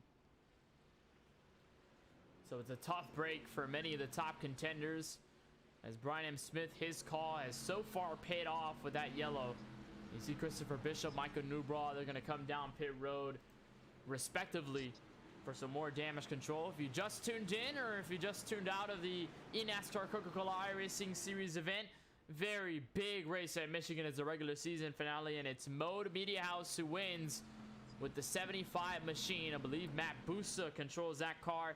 He made a pass on the last lap to get it done. So big congratulations to the 75 going into the playoffs. What a wild sequence that was. But it's been a wild race here at Bristol. Definitely looking forward to the final 40 laps. If telemetry says this correctly, we stay green. We're going about another 10 minutes on track before we can deduce a winner. And right now, Brian M. Smith is in the catbird seat with Nicholas Gowan, who will be underneath him on the next start. They're going to double up once more, and we're going to see how things fare. It's been a tale of getting loose and spinning out for many of the field, but hopefully we can get things clean to the end of this one and hopefully crown a winner. We saw Ken MacArthur grab the win last week at Daytona. We saw the streak broken by TJ Bursky over at Iowa. So we could definitely see another brand new winner with TJ Bursky not in the field, with Ken MacArthur with significant damage on pit road. And of course with the winner, Joe Sanchez at Iowa, he's still in the mix in P5 when we go back to green flag racing. Again, very conclusive start this will be, and a very interesting start this will tail off for the last 40 laps of this race, which could be the most significant part of this event up until the very end. We had a wild finish at Bristol in the Cup Series last season. You can definitely see the same thing happen in the ARCA Series and get a brand new winner out of it and get some emotions running through at the last great Coliseum, where everything is meant to be dueled. As the pace car comes back down pit road, it is Brian M. Smith in control as they come back to turn one. Clears Nicholas Gowan for the front. Gowan had a good launch, but unable to keep up through 1 and 2. He slots into second. Dean Brummett now behind him, trying to see if he can hustle him for that spot.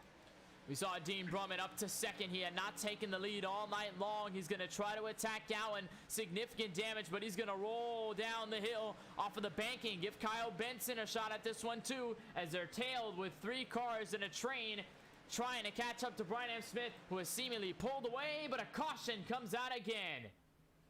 And this is what Brian M. Smith wants to see. He wants these yellows to keep coming out. Burn laps under yellow, no tire wear, goes down significantly, and it starts to equal out the playing field a little bit more for him. So advantage Brian M. Smith as long as these yellows keep coming out. This is only going to pay off further for the driver. The 84s will take another look. This was the caution involving Curtis Kelly in the 71. It's been a rough night for the Scooby-Doo machine. Look at the apron right there. It was actually Jesse Prees that got collected in front of him, stroked the outside wall, and came back down the track. Even more so, calamity there in the middle of this group where Matt Roberts was, or Schaefer was. All of these guys just in the midst of this group is right there. He got tagged by the 22, almost went up the wall, much like Benson did earlier tonight. But it's this right here that makes it conclusive for the yellow. Comes back down the track into Curtis Kelly, and around they both go. That's what sends Kelly with significant damage and Prees directly to the garage and to pit road. I think this race here single-handedly can provide a pretty solid entry into the 2024 Gymnastics Olympics, I think. Would you agree? I think I would agree. If we're going to ship a couple of people to Paris for Team USA, I think these guys would definitely be suited for it. Obviously, still that's a couple years out, but I mean, considering what they've had here tonight, if they can practice that a little more. Maybe we have esports in the Olympics too. Who knows? That's a whole other rabbit hole we can come down to. But at this point, we've seen so much happen in this case, and now we've seen a little bit of shuffling from second on back, because we saw Nicholas Gowan, who was holding strong for second. I believe he has hit pit road. Indeed he has. So you see him getting service here. He's going to sacrifice some of the track position. So for this call, does it seem a little bit more concerning now, Francisco, if you're Brian M. Smith? Because you stayed out up to this point. You obviously have older tires than many of the drivers in this field. You have a striking Dean Brummett in case. Then you have Kyle Benson, Joe Sanchez, Michael Woolley. A lot of strong drivers in the top 5 on back. Do you start to get concerned with what's going to happen here in the final, at least given 30 laps or so when we cross the start-finish line next time. You know, Brian M. Smith is definitely one to rise to the occasion when the pressure's on, but we just have to see how these cautions start coming out in these final 30 laps, because that's really what determines what the 78 does to try and win this race, right? Because as we've heard before, track position matters, and it'll matter more when you have these stacked yellows on top of one another. If we get a solid enough run, it's going to be very interesting to see who pits and who stays out because of how close to the finish it'll be. It might be worth getting tires if we have a 20 lap run or so and have a caution within those final 10 laps, just because of the amount of laps that these tires have been on. But once again, remember what I said earlier, if you're the leader of the race and you have a good enough launch, it might be enough to hold on for the win. We've seen it before, and it definitely won't be the last time that can happen. So again, Smith will work the inside line as the lights are out on the iRacing official pace car. We'll have it come down pit road within the next half of this racetrack. And the Red Bull New York FC machine will be back under the green flag conditions. We'll go back up to the gears with Dean Brummett to his outside. We have yet to see the lead change since Smith has taken it away the last couple of times by. But who knows what things can happen within the final 30 or so laps. Pace car comes back down pit road. It's Smith to the control back to turn 1. And he gets a solid start once again, able to keep in the lead. But look at Dean Brummett. He's going to try and get to the outside. Has to check up going into turn 3. That was a very big opportunity for the 57, but the caution comes out. Brian M. Smith knows that he did not get that great of a turns 1 and 2 on that restart. He's going to have to do a little bit better to try and ease off that pressure. Again, caution comes out as soon as we get the green. So not even a lap underway, and we already have ourselves another caution. Saw Michael Woolley in the 69 machine. Did not have damage, but did fall back in track position, as we'll try to see exactly what the problem was. And it was a big pileup, and I don't think it worked at all for the driver of the 31 and Nicholas Gowan, because the sacrificed track position means you put yourself on the hornet's nest. And that's a 4-car incident to bring us back under the yellow. Yeah, unfortunately, tonight's been filled with single car spins, with big wrecks on the straightaways and the corners. It's very hard. I don't think anybody here today has not been involved in this. I think every driver here today has managed to be involved in some kind of incident. Once again, someone gets into the air. I think at some point we're going to bring more drivers into the Olympics gymnastics team. And you look at Austin Reedy, he got big damage from this as well. So it wasn't just 4 cars on the inside, it was 3 more. So tally it up to 7 as Austin Reedy had another wild ride. He got hit by Tyler Murray as Matt Roberts came back up the track. Look, on board with the 11. And you'll see right here, they get tagged together. Looked as though he was clear, but then Roberts slides back up the track. There goes the 8 machine of Murray to give him the extra shove.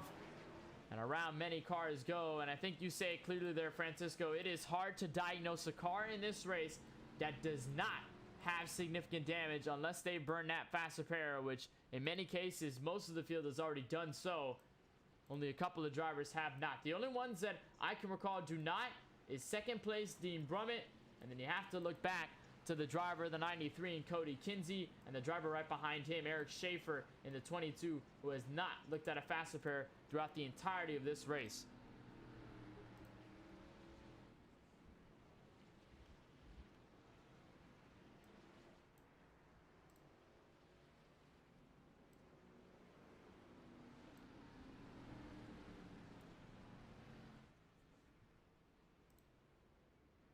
So again, under yellow for the moment.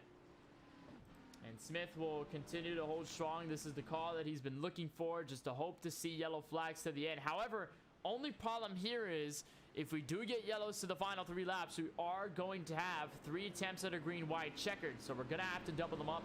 And we'll see if the 84 can hold on from then on, because it'll be multiple attempts that he'll have to deal with, and just hope that he can get good starts. The positive side for him is that he's been able to nail every restart since he's been in the lead.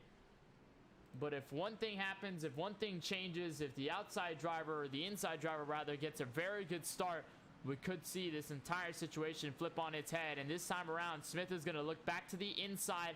Brummett's going to hold strong up top.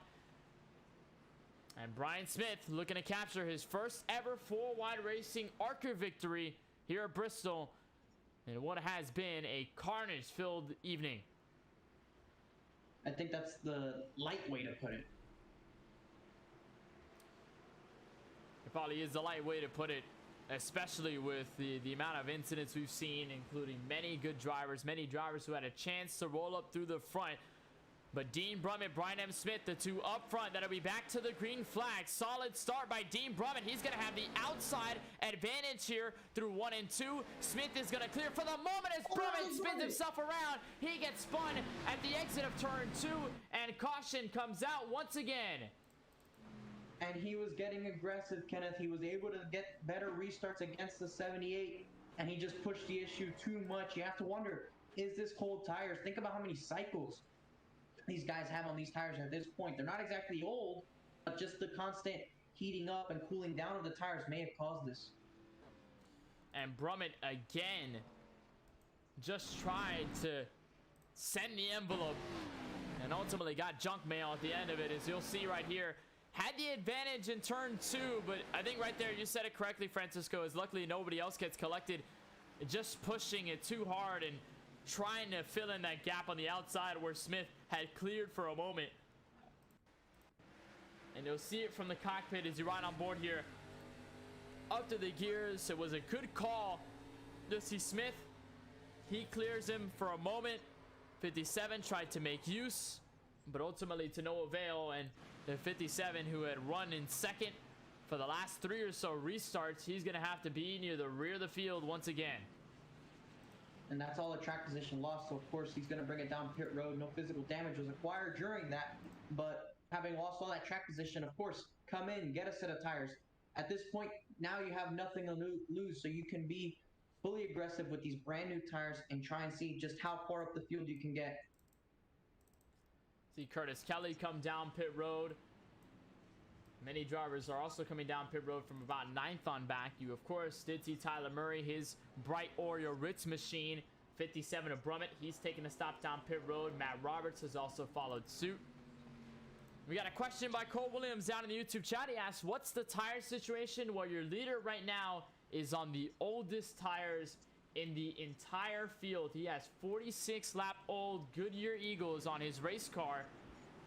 It's a 20-lap difference between himself and second place Kyle Benson, who has 26 laps on his tires. Joe Sanchez also has 26. It's 27 for Michael Woolley, 19 for Austin Reedy, and then 27 also paired in with Tony Kimmett. Behind them, it's 20 for Craig Longslugger, 12 for Cody Kinsey, and then many of the drivers are in the single digits before you get to 0 and 1. But of course, many of the drivers who pitted this time by on this recent yellow flag. So out of everybody here, Brian M. Smith does have the disadvantage technically on the tires, but the advantage has come in the form of restarts. Every single time the pace car has come down, he's been able to get a good enough launch and get away from everybody else. And then of course the yellows come out quick enough to the point where he cannot get caught either on the inside or the outside, and it's seemingly frozen the 84 in this race lead up to this point, coming to 20 laps to go. I think as long as Brian gets these yellows and can keep getting the restarts we see him getting, he should be in a good enough spot. But once again, those old tires, at some point, they will show just how old they are. And even though the likes of Benson and the rest behind him are on some old tires, it's not as old as the 78's tires are, and they will show. You also have to think that the jump on the restarts may be hurting Brian M. Smith with older tires, because yes, he does have to waste a little bit less because we're getting so many frequent yellows to the point where Smith doesn't have to keep running on them. But especially when you have to deal with these stop and go situations where Smith has to ultimately get on the gas in the right gear and hopefully not spin the tires, it can be a big concern. But for Smith, it has not shown as a problem here. Back to the restart on lap 182, coming at 20 laps to go, and a couple car length gap for the driver of the 84. Able to get a pretty decent enough lead to this point, but now when we reach the line, it'll be 17 laps to go. A hard charging Kyle Benson. You see cars all over the racetrack back there, and I think we have one spinning towards the apron of the racetrack. No caution yet. Benson tags the wall. Benson tags the outside wall, and we can conclude it was Jesse Priest in the 5 machine that got around contact as Benson goes back into the outside fence with a hit from Michael Woolley. He's gonna stay up there and avoid a yellow flag. Matt Roberts almost gets collected as well, but everybody cleaning themselves by as Woolley comes to second and Smith continues to the race lead. It's about a half a second gap to lap 185. Yeah, but the only thing is that he's still at a disadvantage. Woolley, Sanchez, these guys are on better tires than him. Everybody in the field is on better tires than Brian M. Smith, so it's going to be a yo-yo effect with different people if it has to be, but they're going to catch up to him and eventually try and see if they can get by him. And of course, it being the end of the race and a short track, they'll do anything to try and get by and win a race, especially the likes of Michael Woolley. We haven't seen him in a contention to win a race yet, so maybe he will be aggressive to try and capture his first win. And of course, Joe Sanchez wants to get another one after breaking that winless, not a streak, but after coming so close so many times, having taken that chip off his shoulder, maybe he wants to get number 2 immediately. Remember, it's one thing to get close to a driver on the racetrack, but it's a whole nother deal to pass him. And here at Bristol, it has been the testament proven to the fullest effect, because we've seen the inside, although they get short gain on the entrance, they cannot get the run off the corner, especially with the diamond sort of approach that everybody on the outside has been taking. And for Brian M. Smith, it has been flawless. To the line he'll go, coming to 3 and 4. He'll catch 10 laps to go for the virtual Bristol Motor Speedway with a 0.6 of a second advantage on Michael Woolley. He's starting to pull away now from Woolley. Woolley unable to use the tire advantage, and he's actually losing a good bit of chunk of time right now. He's in a battle with Joe Sanchez for that second spot. This is exactly what he wants to see, but he actually scrapes the wall. Brian M. Smith gets into the wall, coming to 9 laps to go. Bit of a tag to the wall, but no big of a deal. Not too much damage on the driver of the 84. Continues on his way. A little bit of lap traffic ahead, but the caution comes out with less than 10 laps to go. And it is Cody Kinsey involved. You see the 93 on the outside wall. Big damage to the left side of his ARCA Menard Series Chevrolet Impala. Tony Kivitt also was along the outside barrier at the top of the banking. This will definitely be the time for the 93 to get that beloved fast repair at the end of this race. But it is a hard hit for the driver of the 93, who had kept himself clean for most of the evening. We'll try to see exactly what happened. And actually a lot of contact up ahead the road. It was Austin Reedy and Tony Kivitt who got collected in this first before anybody else got into it. Right there off the corner, the 11 gets the 7. The 7 comes back up the track, and the story is told as Gowan and the 13 of Launslager also attacking the mix as well. Yeah, big hits for those guys, and just nowhere to go, really. It's just one of those spaces, once again, where the track gets blocked at a track so short and so narrow like Bristol is, and unless you come to a complete stop, you're most likely going to get a piece of it. And some of these guys probably thought they were going to stay by that apron. Obviously wasn't the case, and a lot of damaged race cars come out of this once again. More damaged race cars as there's Tony Kivitt down pit road. So many drivers down pit road who have taken damage control. And we saw it in Martinsville where the cautions kept racking up and the damage was at one point too much, too severe to be fixed. It's been the same story here at Bristol Motor Speedway. There's third place Eric Schaefer making his stop. He's going to finally burn off the fast repair. Pole sitter has kept it ever since. And now with about 5 laps to go, he's going to have himself a clean Miller High Life machine, as it is still the 84 going to stay out on pit road, because now we're getting into the final part of this race. We are getting closer and closer to green white checker territory. I believe in this instance, Francisco, we will not have a green white checkered attempt count here, because this will mostly be an organic sort of green white checker. We'll go green with about, I'd say, 5 to 4 laps to go specifically, and it'll kind of act like one. But if we're gonna get into this point in this race, if you're anybody else besides Brian M. Smith who have had a hard time getting close to him on the restarts and getting close to him on the long runs, how do you approach this one as an opportunity to get around Smith and win this race? Obviously, being on better tires than him is definitely going to be a big advantage, but depending which line he chooses for this restart, which we've seen him go at the bottom the last couple of times, we'll see what he chooses when we come around to the start-finish line. Joe Sanchez, we know he definitely is someone capable of challenging for this win, but we'll have to see not only if he gets a good enough restart, but takes advantage. It looks like the tires hurt Brian M. Smith on the short run But once they start going a couple laps, once they get the heat back into him, it doesn't look to be too bad for him. It looks like he is going to pick the bottom side once again. It's up to Joe Sanchez to try and get an equal start and pressure him for these last 3 laps. So lights are on in the pace car. Indeed, we will have an organic green-white checkered. It'll be exactly 3 laps to go when we come back to green with Brian M. Smith in control, Joe Sanchez in the sim lab, Housingveld machine to the outside of row 1. Landslager, despite the issues he's been in tonight, he is still going to be 3rd. When we come back to green flag racing, Dean Brummett will be on his inside with a faster pair. Kyle Benson, Nicholas Gowan will line up row number 3. Curtis Kelly, Eric Schaefer, Matt Roberts, and Tony Kibbett will line up to the top 10. Pace car comes down. 3 laps to go for Brian M. Smith as he comes back to turn 1, clear by about 2 car lengths. A good launch for Brian M. Smith, and even better, they're battling for that 2nd position. Look at Dean Brummett trying to come back. Remember, Dean pitted a couple laps ago. He has some good tires, but it looks like he's going to run out of time and try and use them. Looks like Sanchez hangs on for 2nd. Brian M. Smith with a comfortable lead. Brian M. Smith will come to 2 laps to go, looking for the white flag. This time by in 3 and 4. The Red Bull machine looking to sail to victory lane as he takes the white flag.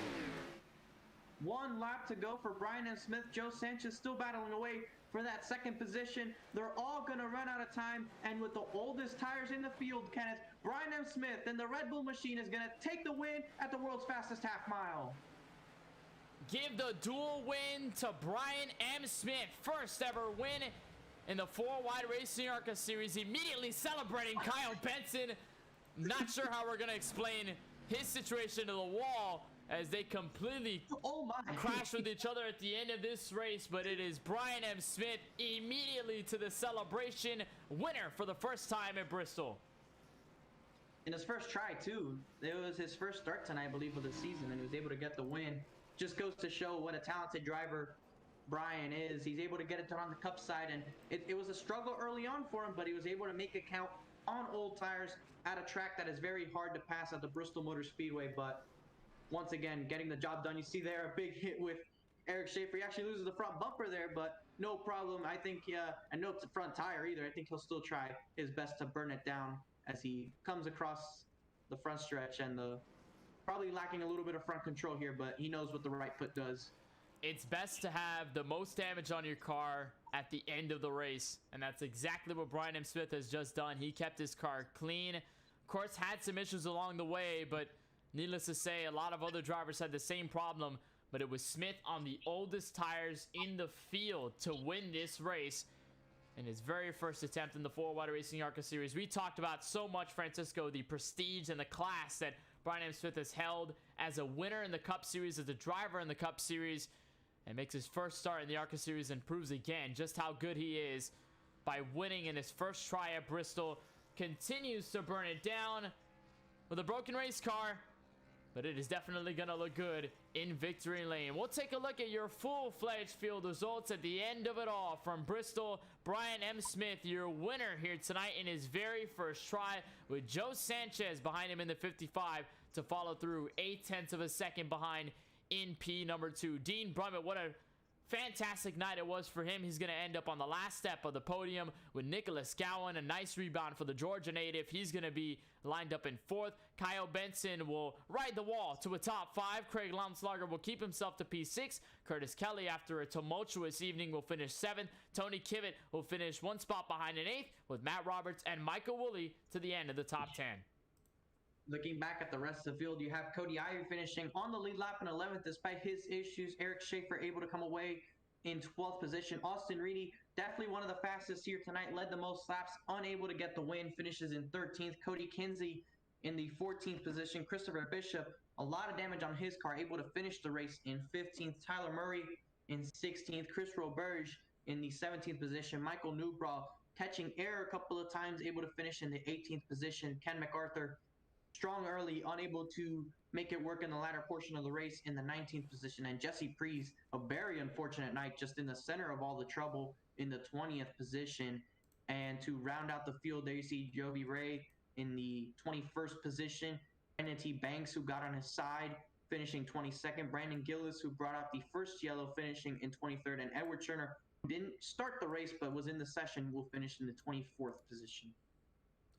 That is your entire look at the entire full field rundown from tonight's race here from the Bristol Motor Speedway. We'll take a break and we'll have post-race coverage on the other side here on the KBueno Racing Network for what has been a wild 200 laps here at the last great Coliseum. So don't go anywhere. We'll have more after this.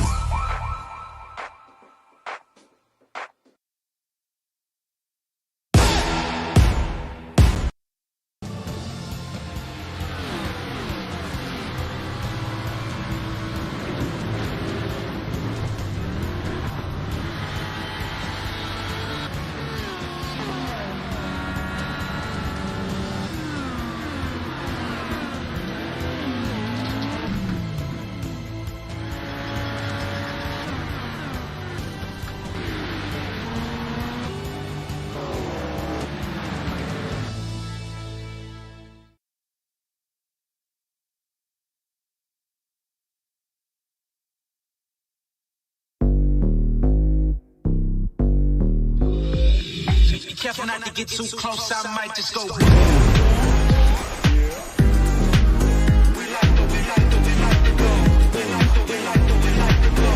Might just go.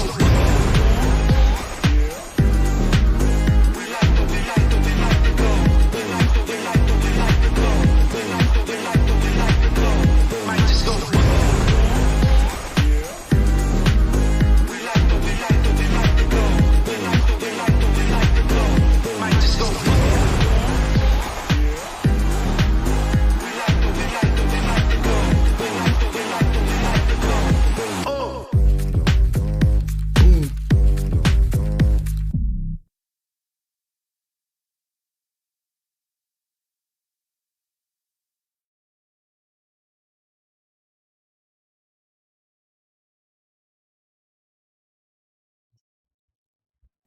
Welcome back to the virtual Bristol Motor Speedway and the start of our post-race coverage here on the KBueno Racing Network for the 5th race of the inaugural 4-wide racing ARCA season. And what a race it was from start to finish. It was a very interesting start to the event. Had some green flag laps, but ultimately the yellows did take over. But it was track position that mattered the most at the end of it all. And it is Brian M. Smith in his very first try in this series finally gets a win after being dominant in the Cup Series for so long. We'll take a moment to bring in the winner, Brian M. Smith from Victory Lane. And Brian, this was your first try. We know you had won a couple of races in the Cup Series, but it was your first attempt at ARCA Series racing in 4-wide competition.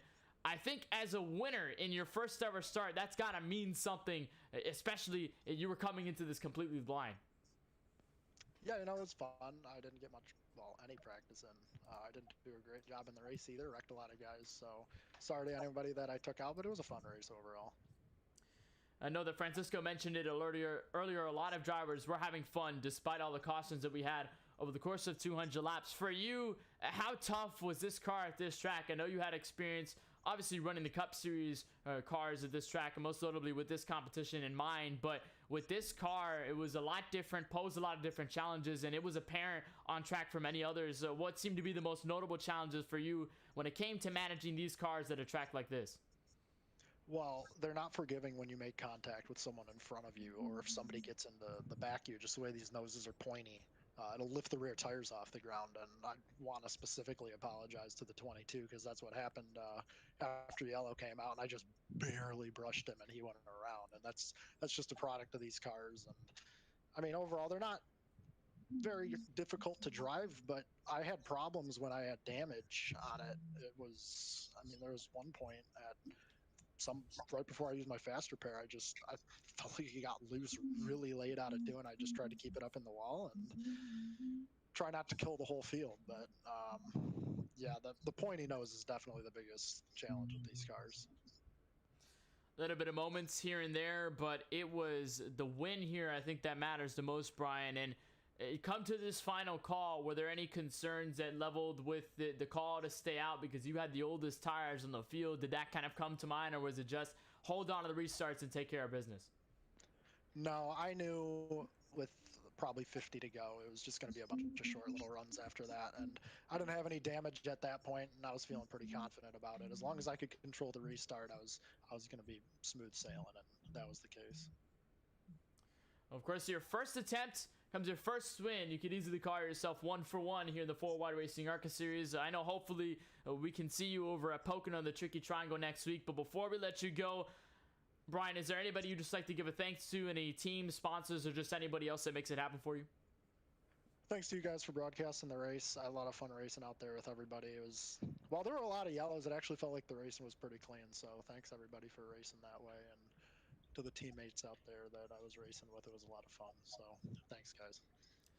We certainly appreciate the time, Brian. Congratulations on your first ever win in the 4-Wide Racing ARCA series here from the Bristol Motor Speedway. And of course, if this is your first shot, then I think we're excited to see you probably make some more starts within the rest of this season coming in next week at Pocono. But best of luck in the race tomorrow night and the Cup Series here at Bristol. Thanks, guys.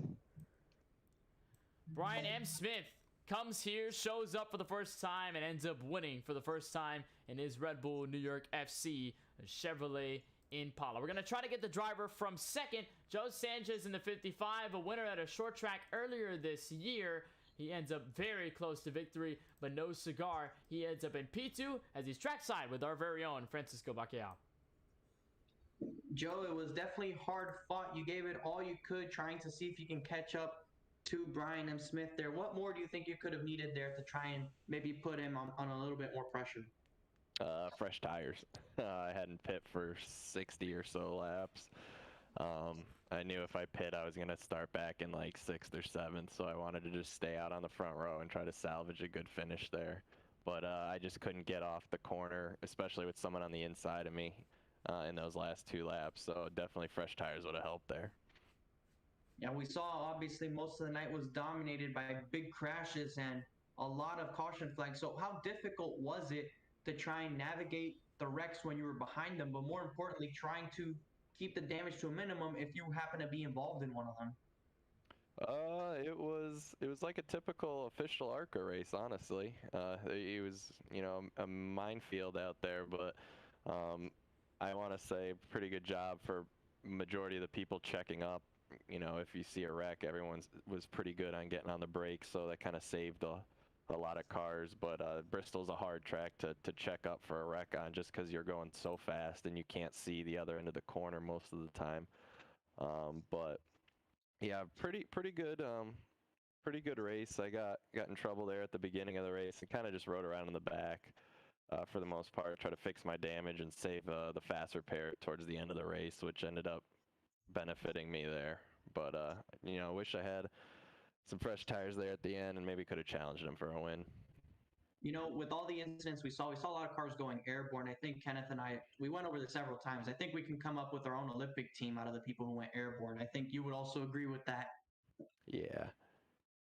Yeah, but we have, I know you have a lot of people to thank for this performance. You did have a strong run, and now I'm going to give you the stage so you can give your shout outs to those people.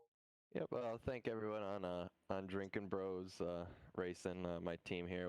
We were very cordial with each other, kind of letting each other up in line and stuff, just because the top is so dominant here. So I got to thank all those guys, and thank you guys for putting on this broadcast. You guys do an awesome job, and I look forward to always rewatching the broadcasts after the race.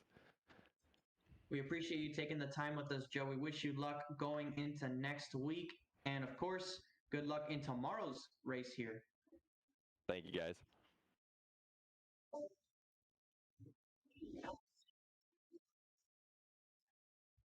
Track.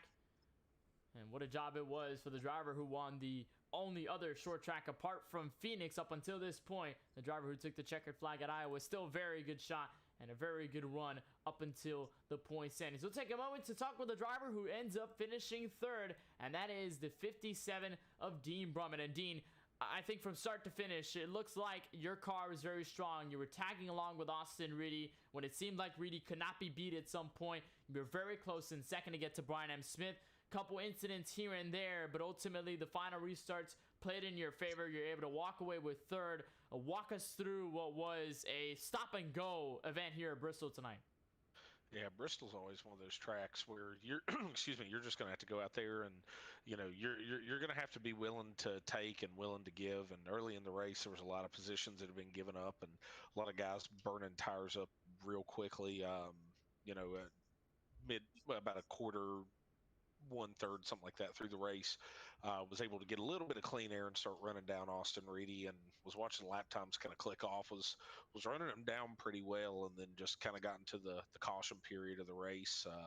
Later on in the race, got myself in trouble, got a heck of a restart to the outside of Brian M. Smith, and just self-spun off two. Car just broke loose for no reason, but fortunately I had a fast repair I had saved for just that, then got up to, like you said, third, and on that very final restart, just went to go shift from second to third, and the car would not go into third. So possibly with that 3 laps, might have been able to get past the 55 car, but nonetheless, I'll take a third place. Bristol's probably my favorite track ever. So, like I said, disappointed we couldn't walk away with the win tonight, but a lot of good positives overall. I think certainly a lot of optimism you can carry despite the strong finish that came from Bristol. But I want to refer to that last sequence. A lot of yellows are coming out. It mostly seemed like you guys are going on the restarts, and then maybe 1 or 2 laps later, a caution would fly, and you would have to slow down all over again. How much did that affect sort of the rhythm that drivers build at a track like Bristol, where it seems as though everything is very quick and antsy at all times, but when you have yellows like that, how much does that affect sort of the momentum you carry physically as a driver? It carries a lot of mental, because as soon as that caution comes out, you're sitting there looking, trying to figure out which lane you're going to be restarting in, and if you're restarting on the outside lane, you feel a little better about it. I mean, the inside lane obviously has a shorter distance to run between turns 1 and 2, but just the tire model, the way it is in this setup, it did not benefit the inside lane at all. So, it was a fight for the top, and most of the passing that got done tonight, I'd say probably a lot of the wrecking was guys who were up top, dropped it a little too low on corner exit, and somebody tried to fill the gap, and somebody came up in front of them. But that's just kind of how it is. That's the package that we have here at Bristol. We know how we have to race it. Track positions, everything. So, like I said, it definitely can get you out of a rhythm, especially for green flag laps. But you just have to know when to be able to flip on that switch to know when you're going to be going through the gears every 5 laps, or when you're going to be actually going through and holding the foot to the floor and having to turn the wheel a little bit. So, it's just kind of how it is. That's Bristol, and that's half the fun of it. Well, here at Bristol, certainly a lot of challenges, but coming in next week, it's a very different matter to hold with Pocono Raceway. It is 3 different corners, the tricky triangle, obviously a lot larger than what Bristol has ever been. So going into that race with this sort of finish, does that give you some momentum into what could be a very different Pocono event? Oh yeah, for sure. I mean, when you go through, if you feel like you escape Bristol, but then you have to attack Pocono. I mean, that's such a tricky track, and the fact of it basically drives like a road course, and whereas Bristol is a lot of momentum. People don't realize that, but Bristol is a lot about momentum. Pocono is just in the same. You're going to have heavy braking zones. You're going to be having the arrow actually come into effect there. So next week, when it comes to the 3-turn track, it's going to be all about get out front, stay out front, block the runs when they come, and just hope that by the time it's over, said and done with, you've taken care of your stuff the most. Well, you were able to take care of your equipment. You were able to make the most of it, and you end up at the last step of the podium here from the Bristol Motor Speedway. So before we let you go, Dean, is there anybody you'd just like to give a shout out to? Any teams, sponsors, or anybody else that makes it happen for you week in and week out? Yeah, buddy, absolutely.